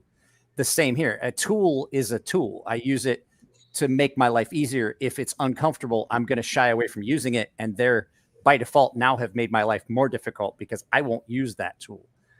And so, yeah, I'd have to agree that they're not catering to the knife guys. So that's overrated. What are your underrated? Let's hear some of the ones you think are underrated. Oh, I think Dave has it right too. I think 2A Dave says Hogue, I believe, is underrated. I believe so too. Yeah. Artisan cutlery. I think that they're doing good things. They you know, a lot of when I did a video on this the Scornia or whatever. I have that. Yeah, I got the Scoria as well. And a lot of people, it just looks like this is at $70. I handled it at Blade Show, so that's why it was easy for me to pull the trigger on it. Mm-hmm. But you got to have this knife in hand to understand why. I talked with Russell. So I get a lot of stuff from art because I'm one of their designers. So I get stuff from Artisan all the time, and I have the YouTube channel. And Russell's like, hey, this just makes sense. Like, I send you stuff, you can do it on a channel. So a lot of stuff that comes in gets given away. I have a lot of stuff. I actually have 3 knives that are in from me right now. They're all going to be giveaways to my paying subscribers. There's a little plug for that, guys. If you want to get on giveaways, you got to be a paying member. And that's the way to help out the creator too, y'all. Yeah. We don't make much. We don't make crap on AdSense. But so these are, I mean, this is their CGRB line. I love this knife. I'm giving it away because I just don't carry it. You see that the test video I did I had the D2 and that version. Mm-hmm. I beat the snot out of those knives, and they did great. ARPM 9 is a good viable steel. But like I've said before, like I have this one, which I'm doing as the giveaway this month. People are like, oh, that's so cool, you should keep it. And I was like, yeah, but they also sent me this, and it was done as a caveat that I could do whatever I wanted. That new one? That's the Mastiff. No, that's been around for a while. Yeah. And I'm like, and this is relatively thin behind the edge for as big as this knife is. And I'm like, it's so similar, even though this is sexy. This looks like a race car. I already have this. This gets a lot of pocket time. I carry this thing a lot. And this is that thing is smooth. So yeah, Artisan cutlery. Somebody said it too. I saw it earlier. Somebody said Monterey Bay knives, and I have to agree. I did an unboxing today on one. This one is one of those ones that I would say is not a knife that I would hand to somebody without them knowing that there's a chance. But I carry this a lot just for little light duty tasks around the house. Is your D10 slide on that one? Because I have the newer ones. I have the sleigh back and like that. Mine, and I got mine secondhand, so the guy might mess with it. You know, I don't know. So that's why I never even asked. But I know what's his name would have took care of it for me. Can't think of his name. Sanford. Yeah, Sanford, such a nice dude. But yeah, oh great, he's great. I told the story about this when we had Lindy Lou on. He basically gave these knives to me, and I had to make him let me pay him for these knives. I got 2 of them, and these were the tan G10 or tan micarta, and there were only 20 of these out there because he didn't like the way they came out. He just didn't like the color. And he goes, I got some tan ones. They're pretty rare. And I was like, yeah, sold. Sold. Rare is cool. So yeah, I'd have to say, and then somebody on here was saying Medford is overrated. You know what? I'm not going to say Medford is overrated. I think that I'm not a fan of Medford's actual knives, but if you want to talk about build quality, I've seen the stuff that he's doing OEM for Mick Strider, and they're off the charts. It's just there, and it's just the way you say that. You go, keep Greg's knives are just Greg's knives. Medford's knives are just Medford's knives. He has an aesthetic. He has things he likes. And the fact is, Greg does not give a shit whether you like his knives or not. No. He doesn't care. And I mean, he has his temper tantrums and stuff. It shows, which it's funny to watch sometimes. and he does do stuff that I don't agree with when he's going on these racist rants and things like that. But Greg's knives are Greg's knives, and Greg makes his knives the way he wants to make his knives. But if you go to Greg and get OEM done, I'm going to tell you right now, it's going to be done pretty much perfect. Excellent example. This is the Vehement Knives Mongrel. Mm-hmm. Okay, now there's some stuff that I personally don't like about the knife, but the build quality on this knife right here. Greg's doing that. Greg's doing those for them, isn't he? Yeah. Yeah. Yeah, that's why I brought it out. Yeah, you need to let me see. I haven't got to see one of those yet. I really want to see one. You need to send that to me. Yeah, I'll send it to you when I'm done. Yeah. Guys, we're getting something special on the channel.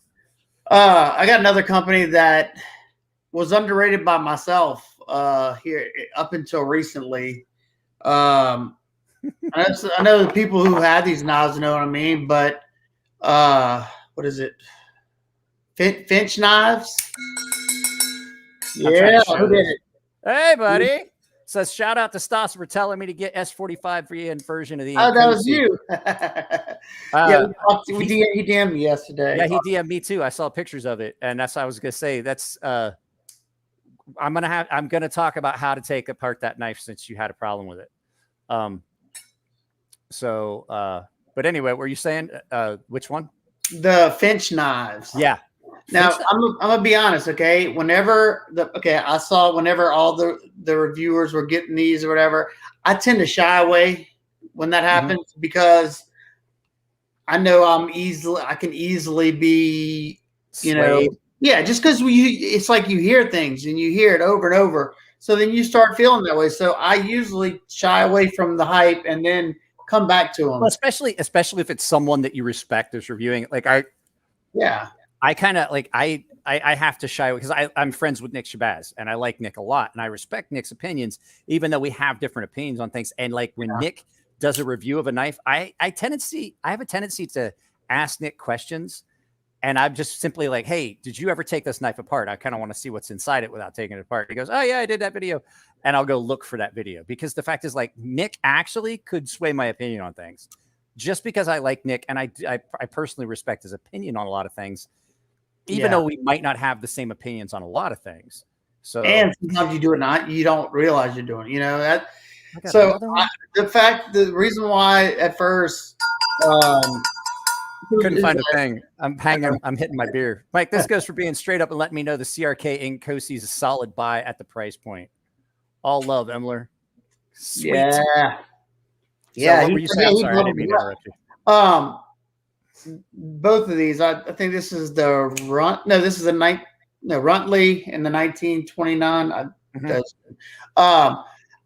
When I first saw it, I was like, the price tag, I was like, that's kind of steep for stainless steel G10. How much? I can't remember how much they are. They're like in the hundreds. Well, yeah, that's what I thought. They're like 100, 150, something like that. I think one of these is 130. Yeah. So I still can't tell you, you got to be the judge, like the person. When it comes to that kind of price, it's hard for me to say, yes, go buy it, because if it's a borderline, it can be 50-50. But I will say the quality, you can tell, and people might not know this, but I worked at a machine shop before. So I'll act like this knife. We're building this knife at the machine shop I was working at. Our customer say, I want my tolerance to be plus or minus this. Well, you have a window of this much and you can pay this much for that tight of tolerance. You want it even better, you're going to pay. Yeah, it goes up. It goes up, and it goes up a lot. Uh-oh, you froze. Yeah. What were you saying? It's just like the finishing of a knife, like the details. And another company that you'll see this a lot from is Best Tech, because Best Tech can make a really, really good knife, custom quality, I'm saying, because there's a lot of handwork in it. They're polishing things. They're making sure everything's true. Everything is the right, everything. So I think you see more of that in these knives. And they're a small company, so they're only buying a small amount. So the price is going up on them, Yeah, the more you can do, the cheaper it is. Yeah, definitely. I saw that firsthand too, working for Best Tech. That is so weird when you're still talking and you're just like, you're still talking in the background. Yeah, So I do have to ask you. I have to ask you because I know that you just kind of. Well, I don't remember when you did Bobby's podcast, but oh, holy crap! I can't, Mark. I can't see what your super sticker is, but I bet it's humorous. it looks like a lemon or something. No, I think that's just his. That's Speedy Gonzalez. No, to the right of it is the same thing. Oh, okay. I don't see it. It's on my phone. That's why. Oh, okay. Now I forget what I was getting ready to say. You were asking me something. Oh, yeah. So you did Bobby's podcast. So you kind of just like you and I had the opposite trajectories on the knife spectrum. Like I started with the super expensive custom knives. Like I had my cold steels and stuff like that, but then I got into some custom knives, like expensive stuff. And we're not going to talk about it because I got stuff I paid way too much for makers that probably shouldn't have been making knives at that price point. And I was sorely disappointed. And so I had the custom knives, and then I transitioned into, well, I had my Sebenza I had an old school Sebenza in BG40. Remember when they made them in BG42? And I sold it. Lock. Yeah, the classic. And I sold it. And the week after I sold it, I was like, man, I wish I had not sold that. And I bought this one, and I'd had it for a long time. But so I'd had custom knives, and we're not going to get into what I had. I'd spent a lot of money, but then there were two knives that really kind of just flipped the switch. And the first one was this, which was my Microtech DOC. And I was like, that's custom quality. That's better than the custom knives that are in my safe that I spent a lot of money for. And I'm like afraid to carry them. And so I started selling my customs. And the second one, and I mean, you guys are going to hear it every time. There's two knives that I talk about constantly. And that's my Norseman and this, the best production knife I've ever owned. Like, is my Sebenza a great knife at the same price point? Yes, my Sebenza is an incredible knife at the same price point. But the bells and whistles with this knife that Dave did, it is incredible what I got for like $420 when I bought this knife. Everybody who owns one of those says the same thing. And it's one of those things that's one of those knives I'll never get rid of. And I've said it before, this is the best production knife I've ever owned. And those two knives right there, within a span of, I think I bought them both in 2015. I remember when these came out on Knife Center, and I bought this on Knife Center. I bought these both in like 2015 because that was the year and they were like 6 months apart. And I was like, I'm not buying another custom knife. I'm just not. And which technically wasn't true because then I managed to get a hold of this a few years later, which is that Elliott Williamson Maker's Choice. Oh yeah. Spinner. Yeah. The collab with him and Gavco. And that's that customized one that he did, like all that hand. I remember. See, I used to watch. I watched every one of Elliott's videos. Like whenever him and Jeff Tough Thumbs to like hang out and stuff. I have Elliott's Tough Thumbs Tandic here that I'm trying to figure out how to do a video of because I can't get a hold of Jeff. Won't answer me. I was on the books for a Tandic back in the day, and I backed out at the last second because I was like, I had never spent that much money on a knife. And go ahead and talk about that. Go ahead and talk about the Tandic. I'm going to go grab it so people can see it. While you're doing that, I'm going to answer somebody's comment. I saw somebody say something. Okay, hang on a second. I'll be right back. Somebody asked about Best Tech's D2. I can say this from experience, from testing and from working with them in the beginning. And I had to voice this opinion that they had a lot of problems in the beginning with shipping issues and stuff when I would sharpen it. And now, at least the last three knives, I just cut out 3 knives that I've gotten from Best Tech and D2 have been pretty good. So, so for those of you guys that don't know, I'm going to go ahead and I'll pull myself up full screen. This is a Tough Thumbs Tandic. Oh my God. I love that one. Also, you guys know how big my hands are, right? This is nothing but a giant sharpened big toe. That is like a big toe that you would see on a cartoon in knife form. And it is over the top and it's crazy and it's nuts and I love it. Well, I love everything about it. It is I love it insane. Just because it brings back the memories of back then. But I was gonna say this is the wild west of like the full on big time folding. I think custom knives used to be like the stuff that was like you'd go to the knife show, you'd see a couple guys that had done folders, but everyone was doing like a Damascus Bowie knife, which is what custom shows are like now still. But like that's why it's so boring. Like you see like 18 tables of like custom Damascus buoys with stag handles. By the time the show's over, you're like, I don't want to look at another fucking fixed blade knife. I don't want to see another goddamn Bowie knife for the rest of my life. But this was back in the day where like this stuff was happening, and Jeff had just started doing his own customs. And I joked with him at the time because we don't talk like we used to. Like he doesn't really answer me very often anymore. But I used to talk to him pretty regular because I was friends with Elliot. And I was like, man, I'm glad because he was pimping things. Yeah, and I'm like, I'm so glad you're making your own knives because you can stop fucking up other people's knives. Because like in the pimping world, like things would happen. You would work on somebody's knives and you'd get wrecked because they wanted something, and you're like, I'll try. And the next thing you know, the knife it's out of spec and it doesn't lock and the action's all screwed up. And he used to laugh. I was like, I'm so glad you're making your own knives now. He goes, why is that? I was like, it means you're not gonna fuck up somebody else's knife that me and Elliot have to figure out how to fix. Because I get a customer like, can you fix it? I'm like, I could try. I have Elliot at my disposal. But yeah, these were nuts. I have this, and to tell you the truth, if you want to know the truth, Elliot's trying to sell this. I'm still trying to find out how much he wants for it.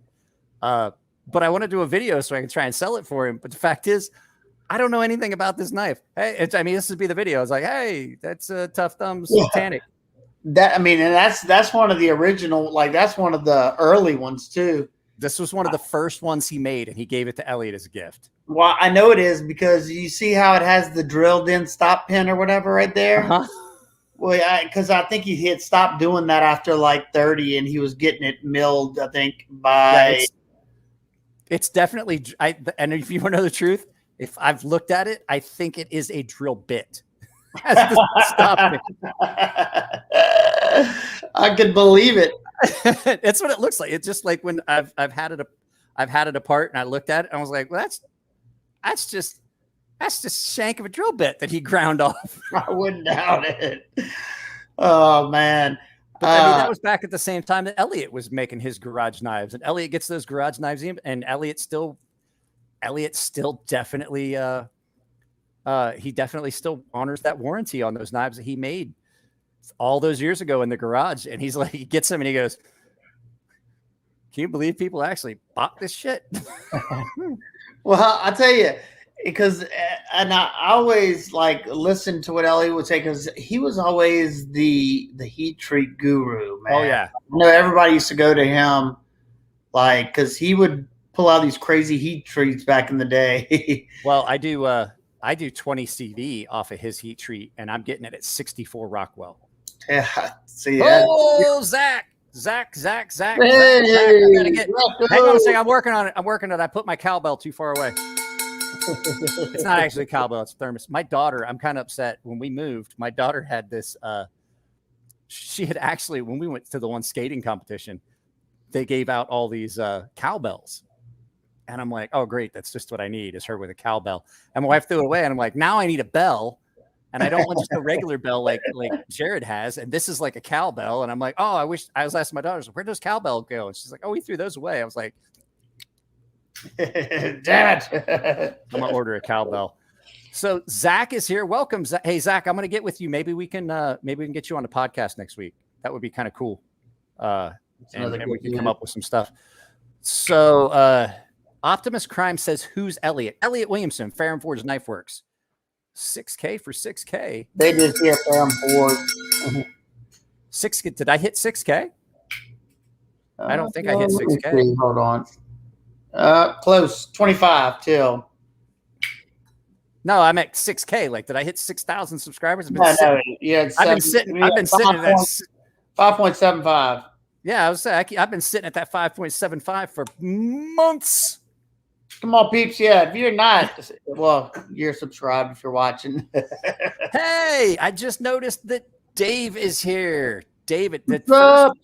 Another first, awesome guy. the first honest to goodness interview I ever did was with Dave over at Blade Banner.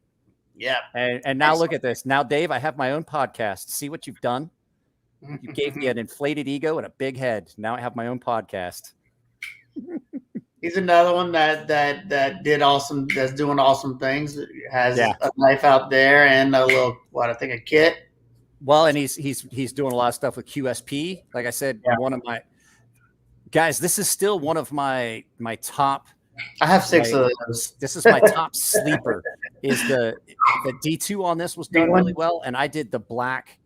I was wondering. I was like, where did you get that from? I did black ceramic on it because D2 I can make 20 CV rust. D2 I can make it rust like Swiss cheese. I live in Louisiana. Come on now. So I just I ceramic coated the blade on this. This is the that denim micarta.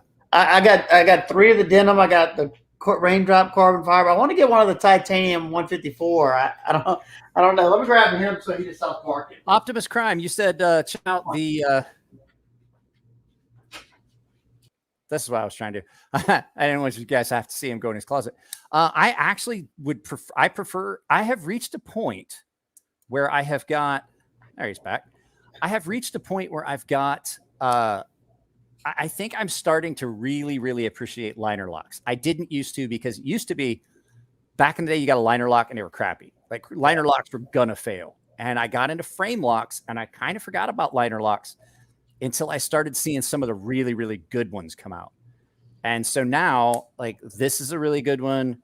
I've seen some of them that come out really nice. I really have started to enjoy. Put it back. But there's some of those. I like some of these liner locks where the guys aren't like, I like this knife, but it's classy when they they cover everything except just the spot where it locks. It looks classy where your scale kind of just wraps around the liner and then only at the interface, you see just that little spot right there. Yeah. That's a good classy look. And you get like a titanium, it gets slippery. Micarta is great. And so now that I've had some frame locks, now that I've gotten some liner locks that are as good, if not better than some of the frame locks I've had, I can really start to appreciate it. And I'm starting to appreciate some of the deep carry pocket clips now because I've realized I can carry a knife forward close to the zipper side of my pocket and then back to the inseam as long as it doesn't pinch. If it's comfortable in hand, like this one's a pretty comfortable knife in hand, I would carry this, and it allows me to carry 2 knives because, who doesn't need to carry 2 knives? Yeah, I always need 4 knives. As many as my pockets can fit. Yeah. Because, hey, Stassa, I don't know if you've ever seen the videos. I've got this little buddy named Nico, and he has a pair of pants so he has pants that have pockets that are 2 tiers. So there's a pocket, and it has 4 front pockets. And I was like, and I've seen him have like 12 knives on him. I'm like, if you fell in the water right now, you'd be fucked. You'd be sliced and diced. So I was saying so you were talking about it. You just got into the custom knives. So what do you have right now as far as custom knives? I know you had that Oz manufacturing. Yeah, I got the Oz. I got JG Scout. Ooh, love this one. You got the Jason Guthrie Scout. I love that knife. Yeah, I got the what else? I got another South African Trevor Burger. Trevor Burger. One of those Trevor Burgers. Shane, you'll have to rewatch the whole thing. There was an incident with some grooming. BBM, the Chupperin and Carter BBM. Love this knife.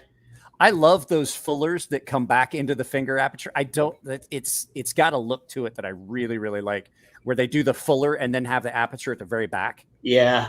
That looks really nice.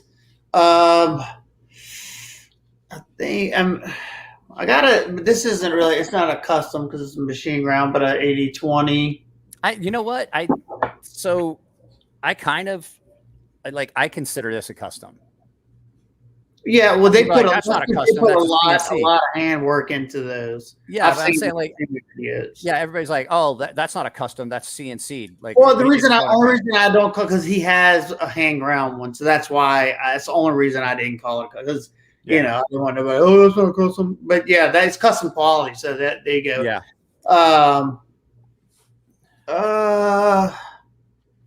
I don't know. I don't know. Are these considered customs areas?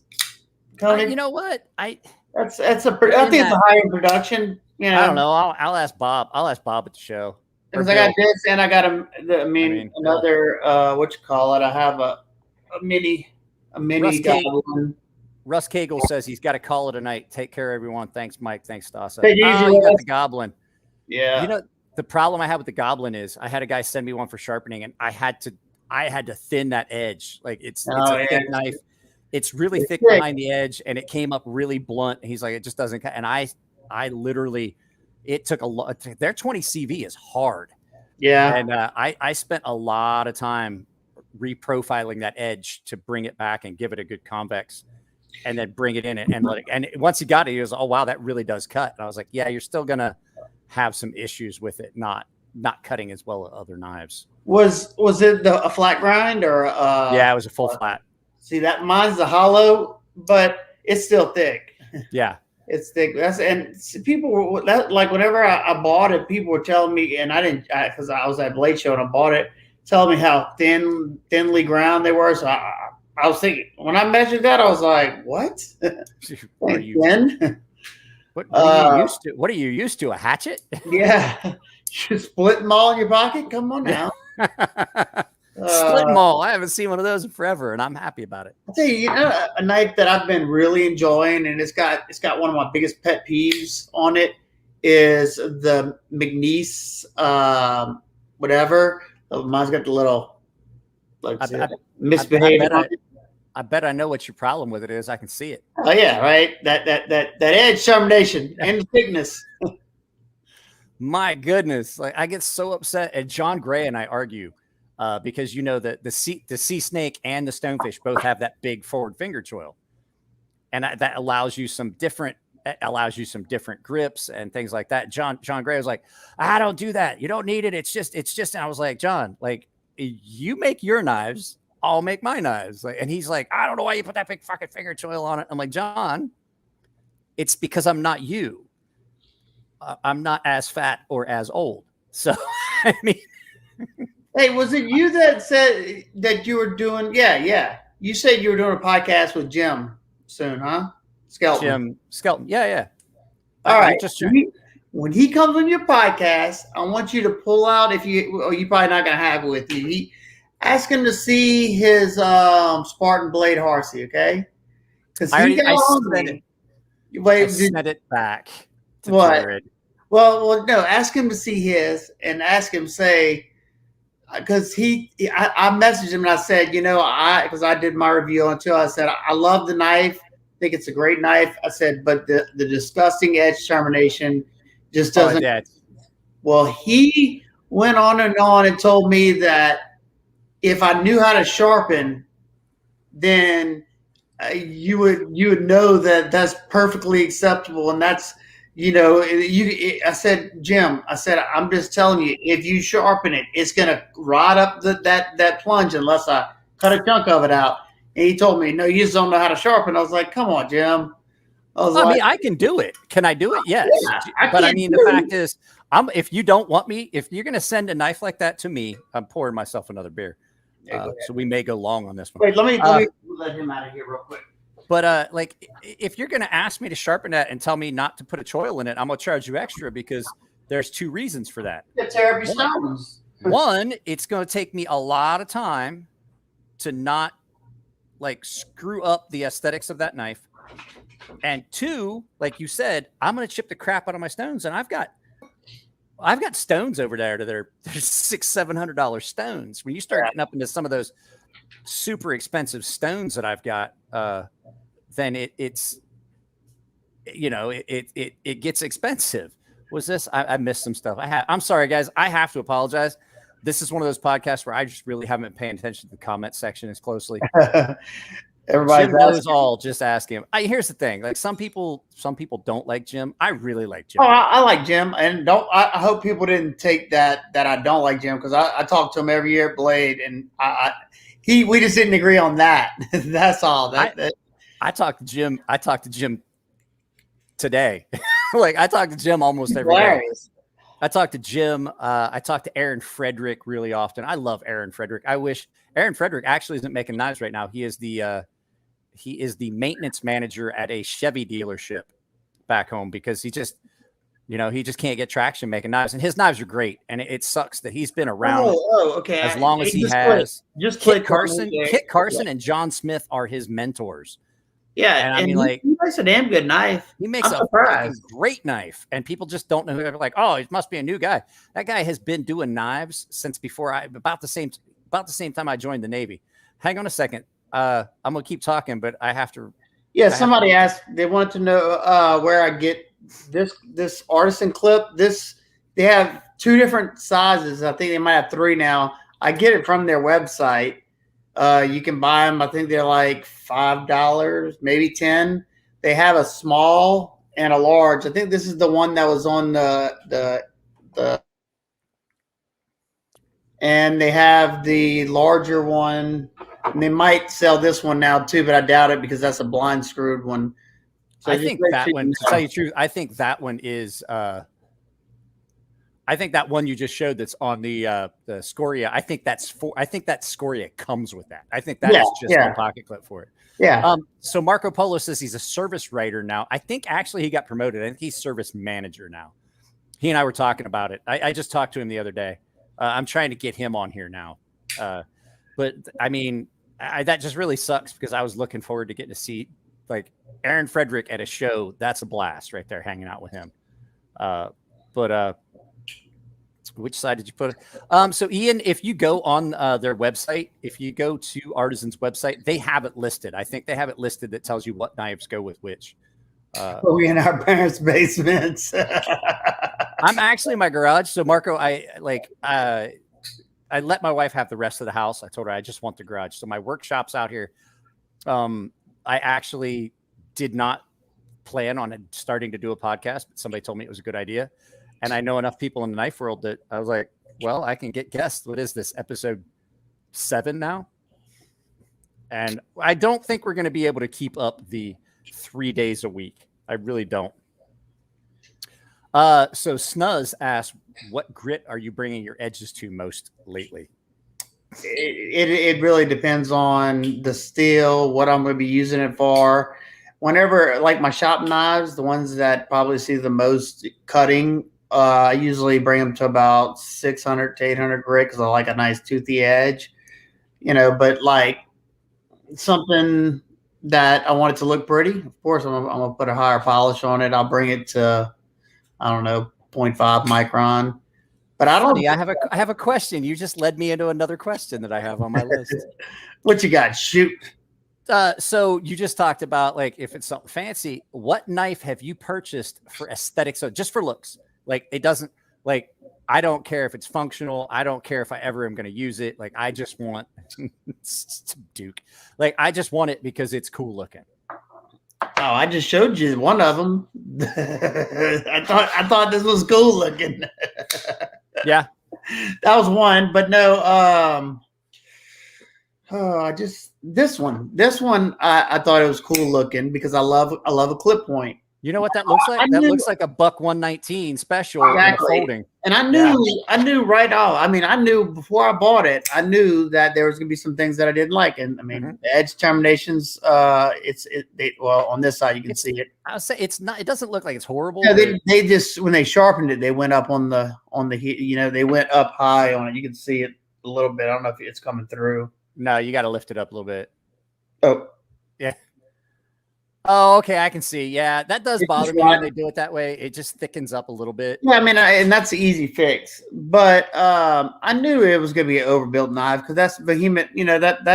He's a fixed blade. They were a fixed blade, heavy duty fixed blade company. So yeah, just like tour knives. I bought. I don't want to talk about them right now. No, that was another one that almost cut me bad, and I reached out to him, and Well, I'm not going to go there. Well, okay. So I'm friends with Andy over at Half Face Blades, and they're like, I'm gonna go ahead and say it. Like in my opinion, they're stealing Andy's designs, and trying to capitalize it, and they're saying that they're 100% USA made.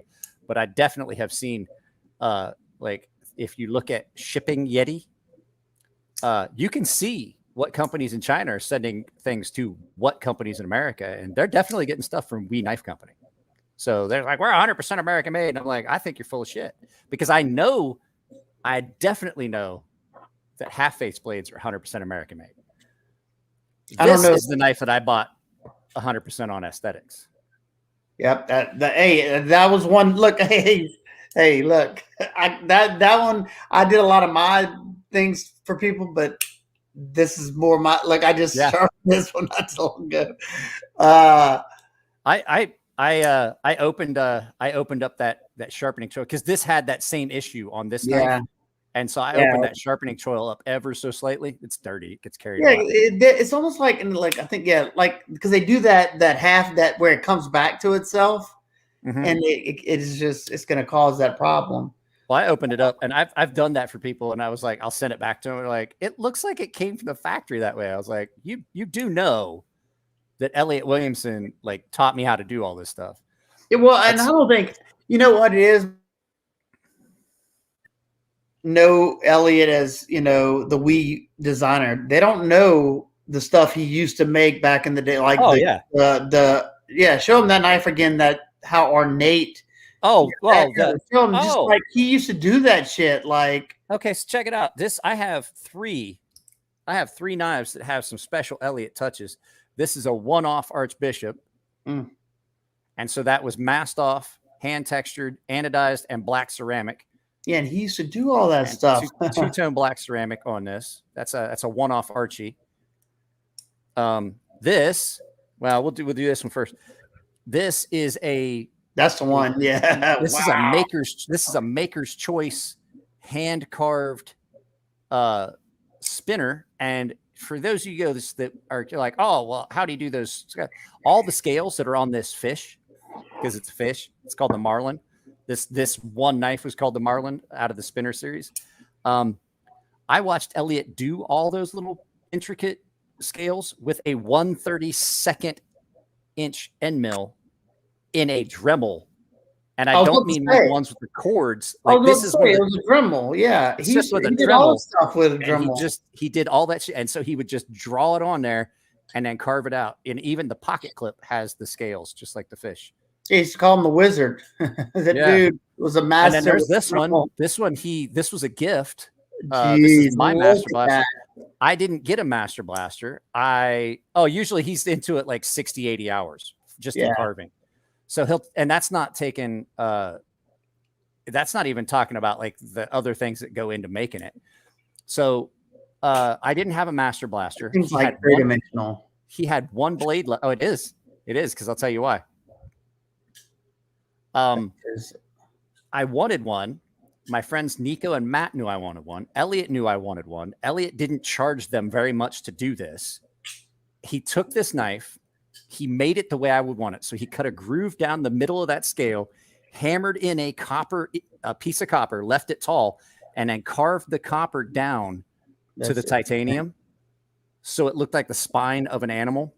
That is insane. He knows I love his Geiger stuff. So it looks like something off of the alien from Aliens. This has a different pocket clip than all the others, and then refinished the blade. So that's a one of a kind right there. You're never going to see one like that anywhere else. And it was a gift. This one is probably my favorite of all of my Ferrum Forge knives, with the exception of possibly. That's the one. The Master Blaster is the one I slept on that I still kick myself today. This was another gift from my buddy Nico. He knew I wanted. This was one of my Grail knives. There was 3 knives I've said for years I have to have, and I have 2 of them. I said I have to have a Master Blaster or a Grimsmo Norseman. I wanted one of these with that specific finish, and then I did black ceramic in the low points. Can you see it? That looks good. Yeah, it's kind of sick. And I want a Rockstead shin, and I just can't.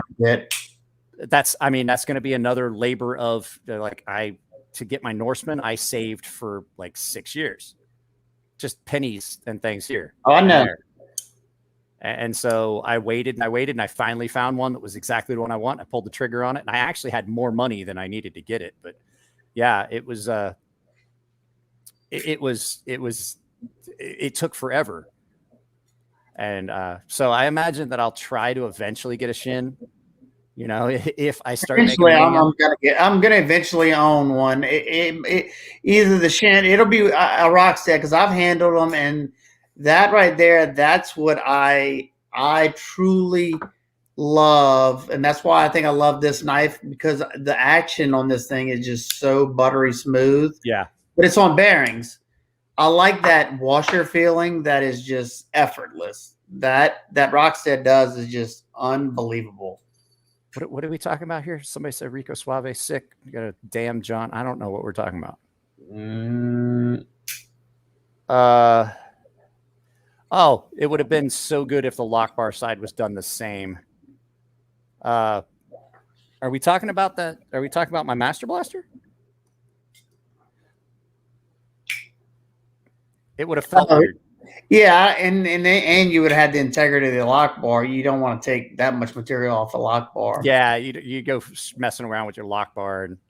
And so, you know, we talked about some pimping stuff. I had a question. Have you ever had somebody, I tell people this, like, oh, I bought a knife and it's Timascus on one side, it's Timascus on both scales. And they're like, yeah, I'm going to heat color it. And I'm like, oh, because you start heat coloring that lock bar and you just get too much heat in that and you're going to embrittle that lock bar. It's just going to break. Yeah. I don't like I would take they've already put the heat into it. Yeah, you're putting a lot of heat into it. They put a lot of heat into it and making it.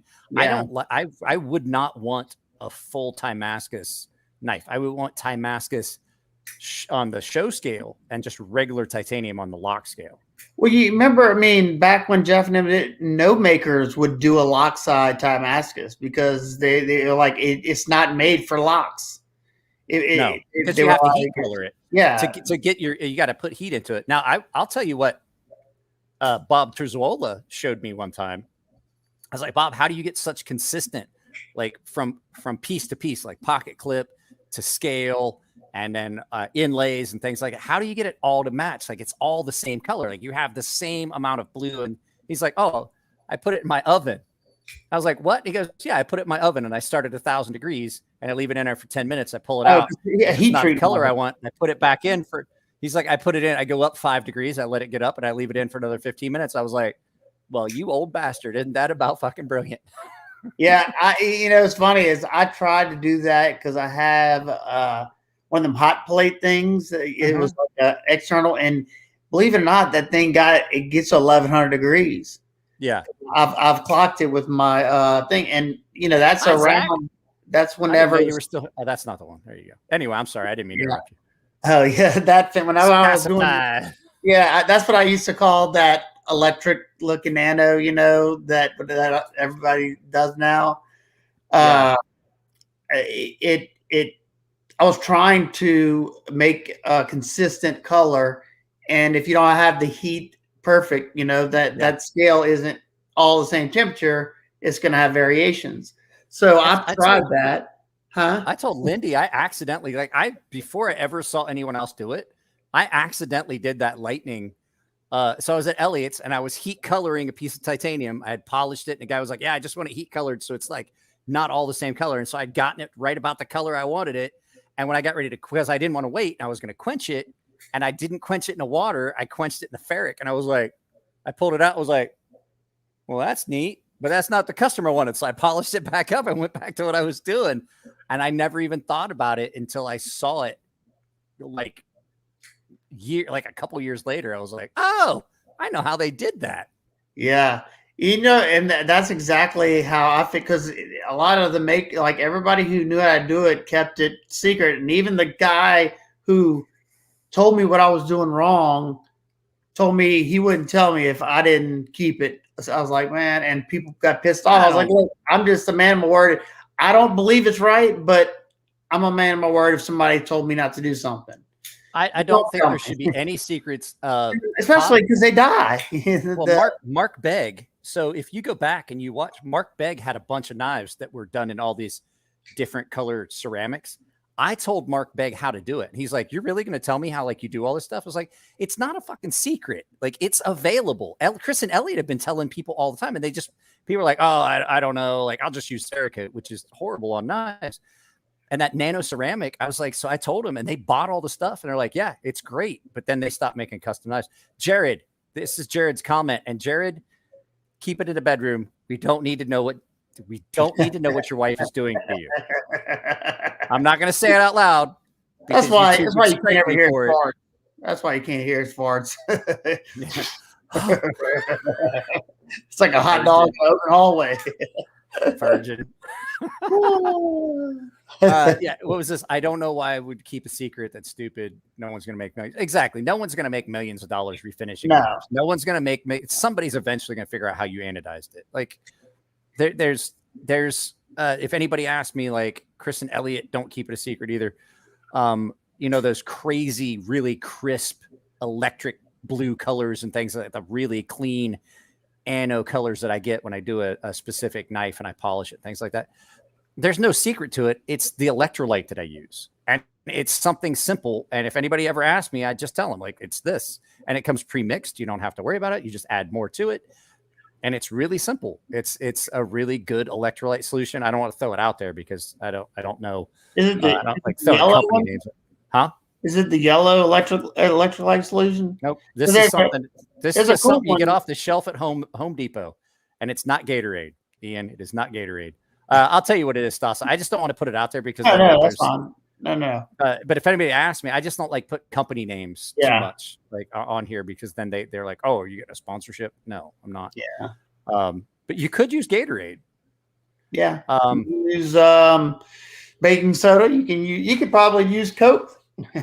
You can use salt water. You can use salt water. You can use beer. Chris Williamson did a whole video. All the different. I remember all the different things that you can do. Yep.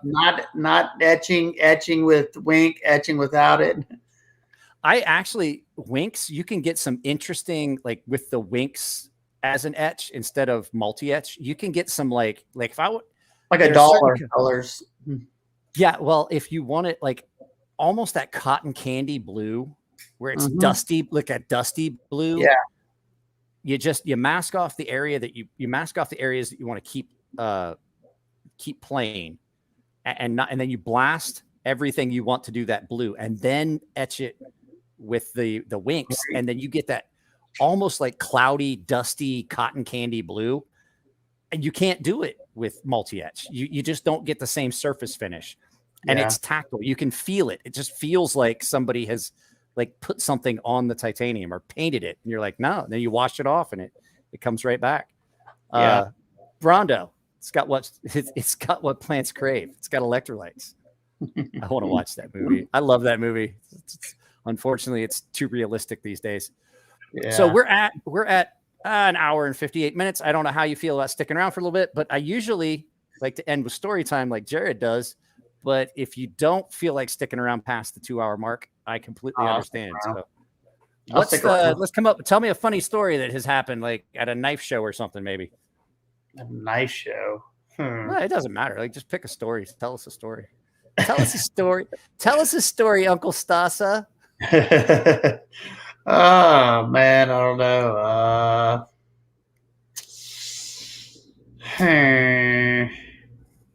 Trying to think of any stories that won't get me in trouble.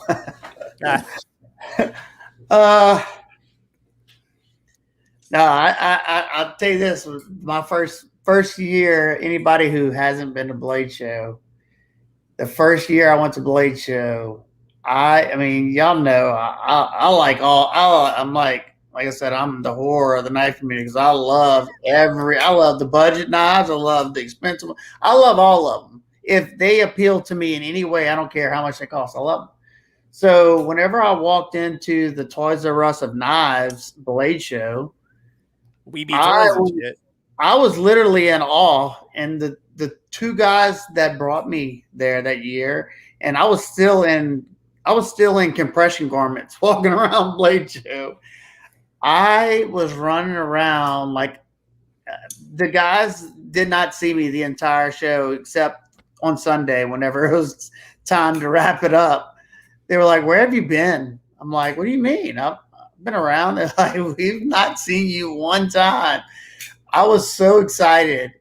It's just if you haven't been to Blade Show, you can afford to do that or have the opportunity. Definitely take it. And it's not all like now. I don't even go. It's not even about the knives, even though I buy a lot of knives, but I go to hang out with the people I hadn't seen in a year.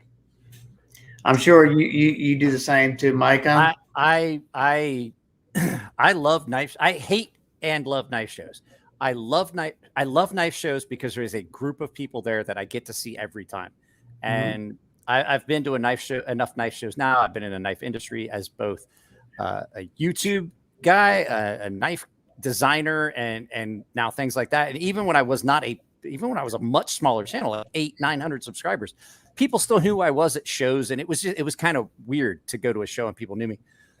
But then you go to a handful of shows and you start getting to know people. It takes like 3 shows. You go to 3 shows and everyone at the fucking show knows you, like everyone. Yeah. And so you go to these shows and you get to meet people. And these people are like the celebrities in our set community, like guys like Anthony Marfione or Tony Marfione, Tony Marfione Jr., Heretic Knives, Jason McCoy and his wife Kaylin, which I'm so bummed that they left. I'm so bummed. I was so looking forward to seeing him this year. I saw him I saw him at Blade Show. I saw Jason. Yeah, I didn't get to see him. I talked to Jason pretty regularly. He's a friend of mine. I love that dude. But you go, and what starts happening is like you go to a show, and then you go with someone that hasn't been to a show, and they know who all these people are. But then you walk in with them, and you see people like Brian Ty, Brian Ty, and I have this weird thing. I've never gotten to film Brian Ty at a show because Brian Ty has some of the best jazz cabbage, and I'm using a euphemism for it, devil's lettuce. And so every time I go to a show, Brian Ty looks at me and goes, "I know you," and I'm like, "Yes, Brian, we do this at every show." Like it's reached a point where it's like a running joke between me and Brian, and it's like he's like, "Oh yeah, you want to go outside?" And I'm like, "Of course I do. You've got the best shit at the show." And then the first time it happened, which is the funny story, is first time it happened, I go up, I start talking to Brian Ty, I tell him I love your designs. You're like you're a king in the knife world, right? You're knife royalty. And I start talking to him, and he looks at me and goes, "You want to go outside and blow one?" And I'm like, "Of course I do." And I came back inside, and I'm like, I talked to Brian Ty. I've got the camera. I didn't even have a gimbal yet. I just got my phone, and I'm holding it, and I'm talking to Brian Ty, and I'm filming for the channel. The next day, I get ready to edit the video, and I have a really good picture of Brian Ty. And I'm walking around the rest of the show. My buddy Tino is like, "You okay?" I was like, "Carpet's really squishy." And I was like, that happens like every time. I don't even try to film at Brian Ty's table anymore. He just looks at me, he smiles, and I'm like, "Yeah, let's go. Come on, let's go outside." And I come back, and Nico takes the camera. He goes, "Yeah, you were at Brian's table, weren't you?" I was like, "Yep." But it's like a big family reunion every time there's a knife show. Yeah, and you get to meet 10 more people every year, right? And you can guarantee there's a couple places you will always see me at a knife show. I'll be talking with Tim Reeve over at Chris Reeve Knives, Tim and Matt. I'll go over and I'll talk with them for a little bit. I'm going to go find the folks at the Microtech table. I'm going to go find Bob Terzwola and his wife Sue and talk with them for a little bit because I don't get to see Bob as often because he stayed sequestered because of the pandemic. But the downside of the shows is everyone else that's there. Because as much as I have the YouTube channel and you guys get to see me doing this, I really don't like crowds of people. I hate being in a crowd of people. I can't stand it. I hate it. So the downside of going to show is why I love and hate them is I get to see everybody I love, but then I have to see every fucking buddy else. And you're walking around like, "Don't you know how to bathe? Why do you smell like that? Like you have a hotel room, right?" Yeah, it's definitely I think this year was the first year that several people either recognized me or heard my voice. A lot of them didn't recognize me from my face, but my voice. And I'm like, all right, now look, I'm just like you. I talk to a camera. That's about it. I was like, so don't make this weird because I'll be embarrassed or I won't want to talk. So you talk about knife therapy, and I remember hearing you talk about that. My YouTube channel and my psychologist had told me, he's like, your YouTube channel is as much therapy for you as I could ever give you in the office. Now, I have depression, so I do have to see him every once in a while. Like before, last week sometime, I was on a group chat with some other knife makers and stuff, and I was being bitchy and complaining, and that's all I was doing was just complaining. I'm like, look, I don't know if you just like to complain or what. He's like, but like if you're not going to make any choice, and I was like, and the second I realized that they were calling me on, I was like, oh, I need to call my shrink. I'm back into a cycle of depression. And people just don't realize it because no matter how good things are going, I have more opportunities right now than I've had in a while, even though I'm not working. YouTube channel's taken off. I got the podcast. I got people that are willing to help me. And you just don't realize it when you've got that cycle. Your brain just won't let you acknowledge that. And so you just kind of have to. And I use the channel as a way to do that. It's actually is therapy for me. Oh yeah.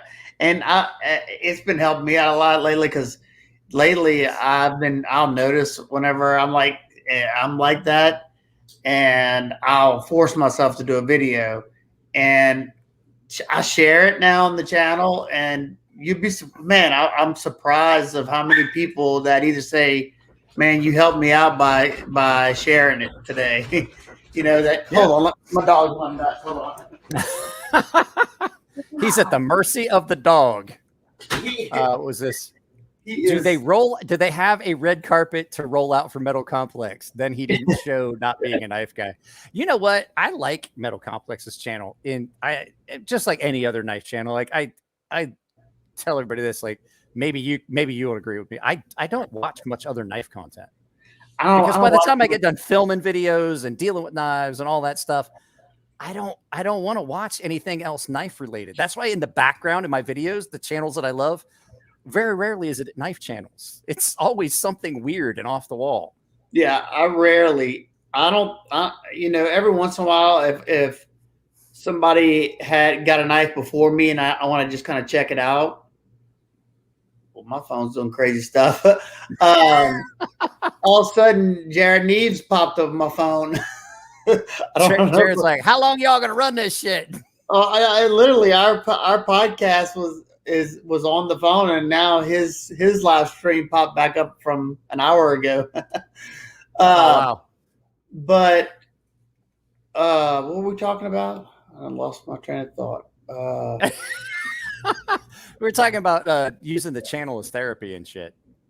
Yeah, but we're talking about watching other people. Oh yeah, watching other content. I just don't. And I do it for a few reasons. One, like you said, I'm just kind of worn out by the end of filming shit and editing and all that. And I want to I want to kind of turn that off for a little bit and go watch something else. I said it in a video one time. People were like, oh, what do you mean you don't watch other knife channels? I was like, they reached the point, like, so for every video, like I do premieres and I'm in the premiere and I'm doing comments. Like when people ask a question, I'll respond. So I do a premiere. So by the time we've reached the point that I'm watching a premiere with everybody, I've filmed it and I watch each segment, and then I probably have filmed it again and then watch that segment. And then I do the edit and I have to watch those segments. And then I have to make sure all my transitions there. And I got to check the audio, and then I got to check all the other stuff. By the time we get to the premiere at 4 p.m. on Friday, by Wednesday, I've watched that entire video probably 12 fucking times. I don't want to see my video again. But the fact is that I enjoy it. I don't watch. So guys, if we're watching a premiere together, I'm not doing that because I want to watch my own video. I don't want to hear myself talk. I'm doing it because I enjoy the interaction with my subscribers. Yeah. It's the same reason I do live feeds. And I know I haven't been doing as many live feeds, but the fact is I'm doing like 6 hours a week of podcast. So I see, they call podcast still a live feed when you're doing it on YouTube. That's how I see it. I don't see it as, I see it as a double thing, live feed, but it is a podcast too. You know, it is, but I don't I dedicate more of like when I do a live feed on my channel. Like I used to do a morning live feed almost every morning. I remember you sharpen. Yeah, and so like the whole thing is like it's dedicated more that I'm just it's just me and them. Like when I have a guest on, which this is great. I enjoy this. This is a blast because I've been locked up in my house with the California lockdowns and the whole rules with it. I can't go to work because I have an autoimmune disorder and all that shit. And so this is great because now I can interact with people I enjoy. Like I want to get with Jared, who's right here. I try to stay tuned with everything, but I had someone mention it the other day that I should do like a regular thing with Jared. Like every like we schedule it where it's just like it happens on a regular basis because I get along great with Jared and you as well. Maybe we could do that where we do like a me, you and Jared thing where we all three get together. You know, and that would be something fun because then, you know, I love my wife. We've been married for 19 years. What are we going to talk about? People are like, what do you talk about with your wife? I'm like, I don't talk. I grunt and nod my head and hope I just didn't buy something. Jared says he's down. That's not a joke. I had a kid, not to make this any longer, but I had a kid that worked with me at the military base. And he was like, yeah, he'd only been married for like a few months. He goes, Mr. Emler, he's like, you've been married for a while, right? I was like, yeah, I've been married. At that time, I think I've been married like 15, 16 years. And he was like, what do you and your wife talk about? I was like, talk? What is that? We don't talk. I was like, you know, the best thing for a marriage is it's like distance. Stay the fuck away from each other. If you can have, you want to make it separate bedrooms, it's even better. If you got like separate rooms that you can like stay in all day, that's even better. And he goes, what do you mean you don't talk? I was like, no, I look at my wife and I grunt and nod and hope that it was like, wait, whose house are we going to? Oh, I hate them. You know, shit like that. Oh, I'm in trouble again. Shit. Like, what did she say? That couldn't have been that important. You don't pay any attention to me or some shit. I really wasn't paying attention. You never listen. What? But yeah, this has been fun. I don't know if you got anything. Is there anything you want to talk about? You got anything coming up on the channel and stuff? No, same old, same old. I've been just trying to keep up the daily content as much as I can. Oh, I will say anybody that is following me, if you happen to not see some videos here and there sporadically, we just bought a house. And yeah, I know everybody, I just built my shop. I know it makes me sick to my stomach. I don't want to think about it or talk about it. But that just means I get to build a bigger, badder one at the new house. So I have my entire garage to myself. That's what I like. I'm out here all the time. We had a covered carport in the back of the house at the house now. And I was, after 5 years of saving up, I was able to close it in and turn it into a shop. Well, I mean, literally right after I finished, my wife's like, I found out. I'm like, you kidding, right? Does it of course. You were happy. It has a pool. I'm like, well, I don't care about a pool. I don't care about a pool. Like, see, you were happy. And then she smelled it. She's like, he smells happy. Let's fuck that up. She was definitely good. She knew that, you know, how much that shop meant to me. So yeah, I already got the quotes coming and stuff. So, well, I mean, that's cool. I have always wanted to be able to have a garage that was just like, I didn't like the last place we had to park in the garage. Like that was the rules. We were part of the HOA. We didn't really buy that house, but we didn't have much of an option. There was nothing on the market. When the landlord decided they were going to sell the place, we were like, well, I guess we have to buy it because we couldn't find any place that would accept the dog and had what we wanted. And so yeah, when the opportunity came to sell this place and rent this place, or sell that place and rent this place, I was like, this is perfect. I could stay here. Like I told the landlord, I was like, I know it's a 1-year lease, but there's a good chance we'll be here for a while. Because we rented the place we were in before for like 8 years before we bought it. So yeah, I just like the idea that I have all of this available and I can move this. Like you guys see me on this couch. This couch is pushed all the way back and off to the side for the majority of the day. And then when I get to a point where when my alarm goes off, that tells me I can put my Norseman back in my pocket so that I don't have to carry around the stuff that I'm reviewing. That's when I slide the couch over and I click on YouTube and I start answering emails and stuff for the day. Yeah. So yeah, that's what we got. Congratulations on getting a new house. Yeah, we're probably gonna be doing the full move this whole weekend. So that's why I said I'm gonna try to have some preloaded videos, but if not, I'll be missing a few.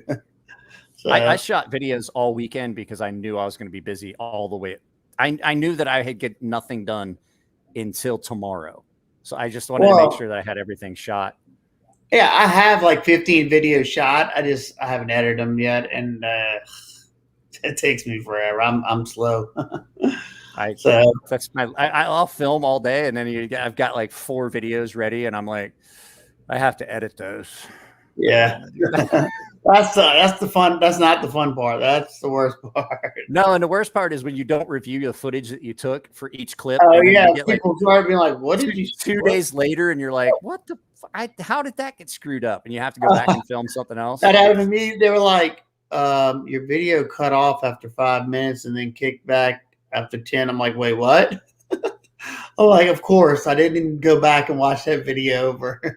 I've done an entire thing and filmed like 2 or 3 videos and have them all like, because I'll leave like I'll do a thumbs up with the knife. I take a picture, so I see the videos and then I'll take the picture and then I see the videos, and that way I know what videos are what and what sections go to what, and then I'll go back and I've put everything away and it's like 9 o'clock at night and I'm getting ready to look at them and I realize that there's one segment that just didn't film, but there's only audio. Or there's only video and no audio, and you're like, yeah, I gotta film this shit all over again. That usually happens to me once, like it was a knife that wasn't mine, and I already sent it back, and I'm like, great. Well, I don't let things go that far. I usually don't let a video go more than a day or 2 without editing, because then it's still fresh in my mind. Oh yeah. That I try, but yeah. Whenever I do like several in a day, that's when I usually screw up. I shot 3 videos on Sunday, and I think they came out okay. I rewatched them and stuff like that. But when you film more than like, I find that if I film more than 2 videos in a day, that like one of the videos kind of suffers, and I'm like, yeah, I don't like filming more than 2 videos in a day, because you can hear it in like that 3rd video. You're like, I don't really want to do this right now. Because I'm like, I bet you I sounded like I did not care one bit in that video. Right? That's what I'm saying. So like, tired. Yeah. It just, and people don't realize that it's not like, it takes a while to get a video done. Like, well, yeah, because you got to film your segments, you got to do your research and have all your specs. Looking up stuff, and I'm like, I got to find out the prices and make sure that's the cheapest price, and find a link, and then go see if there's any backstory, or I'm waiting on a maker to message me back to tell me if there's anything special that they want me to know about that knife. So I usually do that if it's a special knife or something. I've gotten to where I just look up a price. I used to do 3 price. I used to like to have 3 prices. I used to like to have Blade HQ, Amazon, and Knife Center. And I always would do Knife Center last, because that's my preferred vendor, because that's where I get points. I just talked about that on a video. DLT. Yeah, I love their points. DLT and Knife Center are my 2 favorite people. I like DLT, but a lot of times they don't have the knife I'm looking for. Oh yeah, well, that's why I always tell people that's my 2 favorite, because if one of them doesn't have it, then I just don't need it at the time usually. So basically, unless I say otherwise, like, oh, I only found it in this place, or I only found it in this place, pretty much the price you're going to see is my preferred vendor, which is Knife Center, because you get points, and then it's that ugly cycle. I buy some knives, I get some points, I get more knives, and then I buy more knives, I get some more points. It's like that whole thing, like the PSA. Like I do coke so that I can work harder, so I can make more money, so I can do more coke, so I can work harder, so I can do. Hey, I'll tell you what, I did not even realize. Okay, I always log in on. I bought this because I think they only sold that DLT.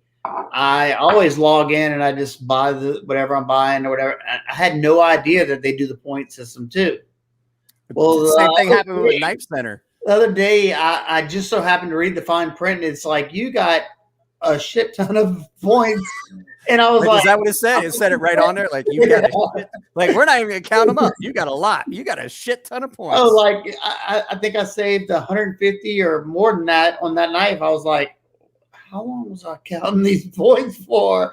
Because it's like what I think for like 1,000 you get $10. So I was like, that's a lot of points. Listen, I know I'm a hillbilly and I know I'm wearing a headset, but the audio on these is great. And it's mine. Stop it. So I didn't realize that Knife Center had points for for a long time. Like I had bought a lot of stuff on Knife Center, right? And then I see the thing and they're like, what are these points I got? What's all these points? I didn't pay a penny. I didn't pay a penny for my Wii 601. Yeah. That was, I think these were, what were these? 220? Yeah, 220, I think. That was like the originals. Yeah, 220 for this. And I was like, that's a lot of points. You can buy a $200 knife just with points. And Knife Center, another thing is not only give you points, sometimes they give you a free knife or something too. Like I've got so many Swiss Army knives that they've sent me. That or the Oso Sweet, that orange one. I've got the knives that didn't sell. I've got like 5 Swiss Army knives that Knife Center sent me as a Christmas gift because I bought stuff through them. Yeah. So, but I mean, hey, it might not be much, but they're giving you something back, unlike a lot of the other companies. So that's why I support those people. Well, and a lot of people seem to think that Knife Center is a smaller company than that's not the case. Knife Center is way bigger. Their catalog. That and Smoky Mountain Knife Works, man. Smoky Mountain Knife Works is huge. Like I thought they were just like the cheap. Remember all the cheap stuff that you would get for Smoky Mountain Knife Works? Yeah. So I had a friend that worked there, and he goes, "No, Smoky Mountain Knife Works sells more knives as a company." Oh yeah, by far. As a sales company than any Cross Cutlery, they own Rough Rider too, right? But so are they on a portion of Rough Rider? The two big names in the knife world are Blue Ridge Knives. They are the largest distributor of knives. Distributor of knives. And Smoky Mountain Knife Works, they are the largest seller of knives. And so my buddy worked there. He told me, he's like, just the Microtech counter. He's like, we got $1 million worth of Microtechs just sitting in the store. He's like, that's just in the store. That's not even online sales. He's like, those are just there. He's like, those aren't even slated for online sale. He's like, there's $1 million worth of Microtechs. Well, that's something. Whenever I went to Smoky Mountain Knife Works last year, it might have been this year. I don't know. I did a video. They have like the knives you see online. That's only like half their knives because they don't put all the because the guy told me that they're trying to entice people to want to come into the store, so they keep a certain amount of knives just for the store. That's what I was saying. He's like, that's that $1 million worth of Microtechs. That's just the in the store. Yeah. He's like, they have that much that I was like, $2 million of Microtechs on hand. It's like a small blade show when you go into Smoky Mountain. Yeah. It's insane. It's like the knife community's version of Cabela's. Yeah, exactly. And I always like Cabela's because it was like a zoo, except the animals were all dead. Yeah, they didn't move. The fish move. That's about it. So, well, I'll tell you what. It's been 2.5 hours. Everybody's probably sleepy because we're an hour outside of where we usually were. So, I'm gonna go ahead and call it. I'm not planning on doing an after show tonight. I'm tired, guys. I've been up. It was a long drive this morning, and I've been up. And just hit me up if you ever want to do it again. I'm always down. I'm going to hit you and Jared up and see if we can maybe do this. That'd be a fun for us three. Maybe monthly we'll do a thing where it's all three of us. I don't know. I'm still trying to figure out how I'm gonna do this. You know, this is a new thing with the whole podcast thing. So, guys, thank you, Snuzz. Hit the like button on your way out, fellas. Yep. Guys, like I said, once again, if you guys are listening to this on the Apple Podcast, if you want to see the full video version, because there are things that we showed, knives that we showed, things like that, definitely there's a link to the full video version of this. So but that's about it. It's Q Ball says work tomorrow. Thanks for joining us. Guys, I love you all. Any of you guys that donated money to the channel did live chat. Yep, y'all are awesome. Yeah, what do they call them? Super chats. I appreciate it so much. Thank you guys. I'm out of here. I'm gonna go to bed, guys. Like Snuz said, drop a like on your way out. I love you guys, and I'll see you guys next time. Later.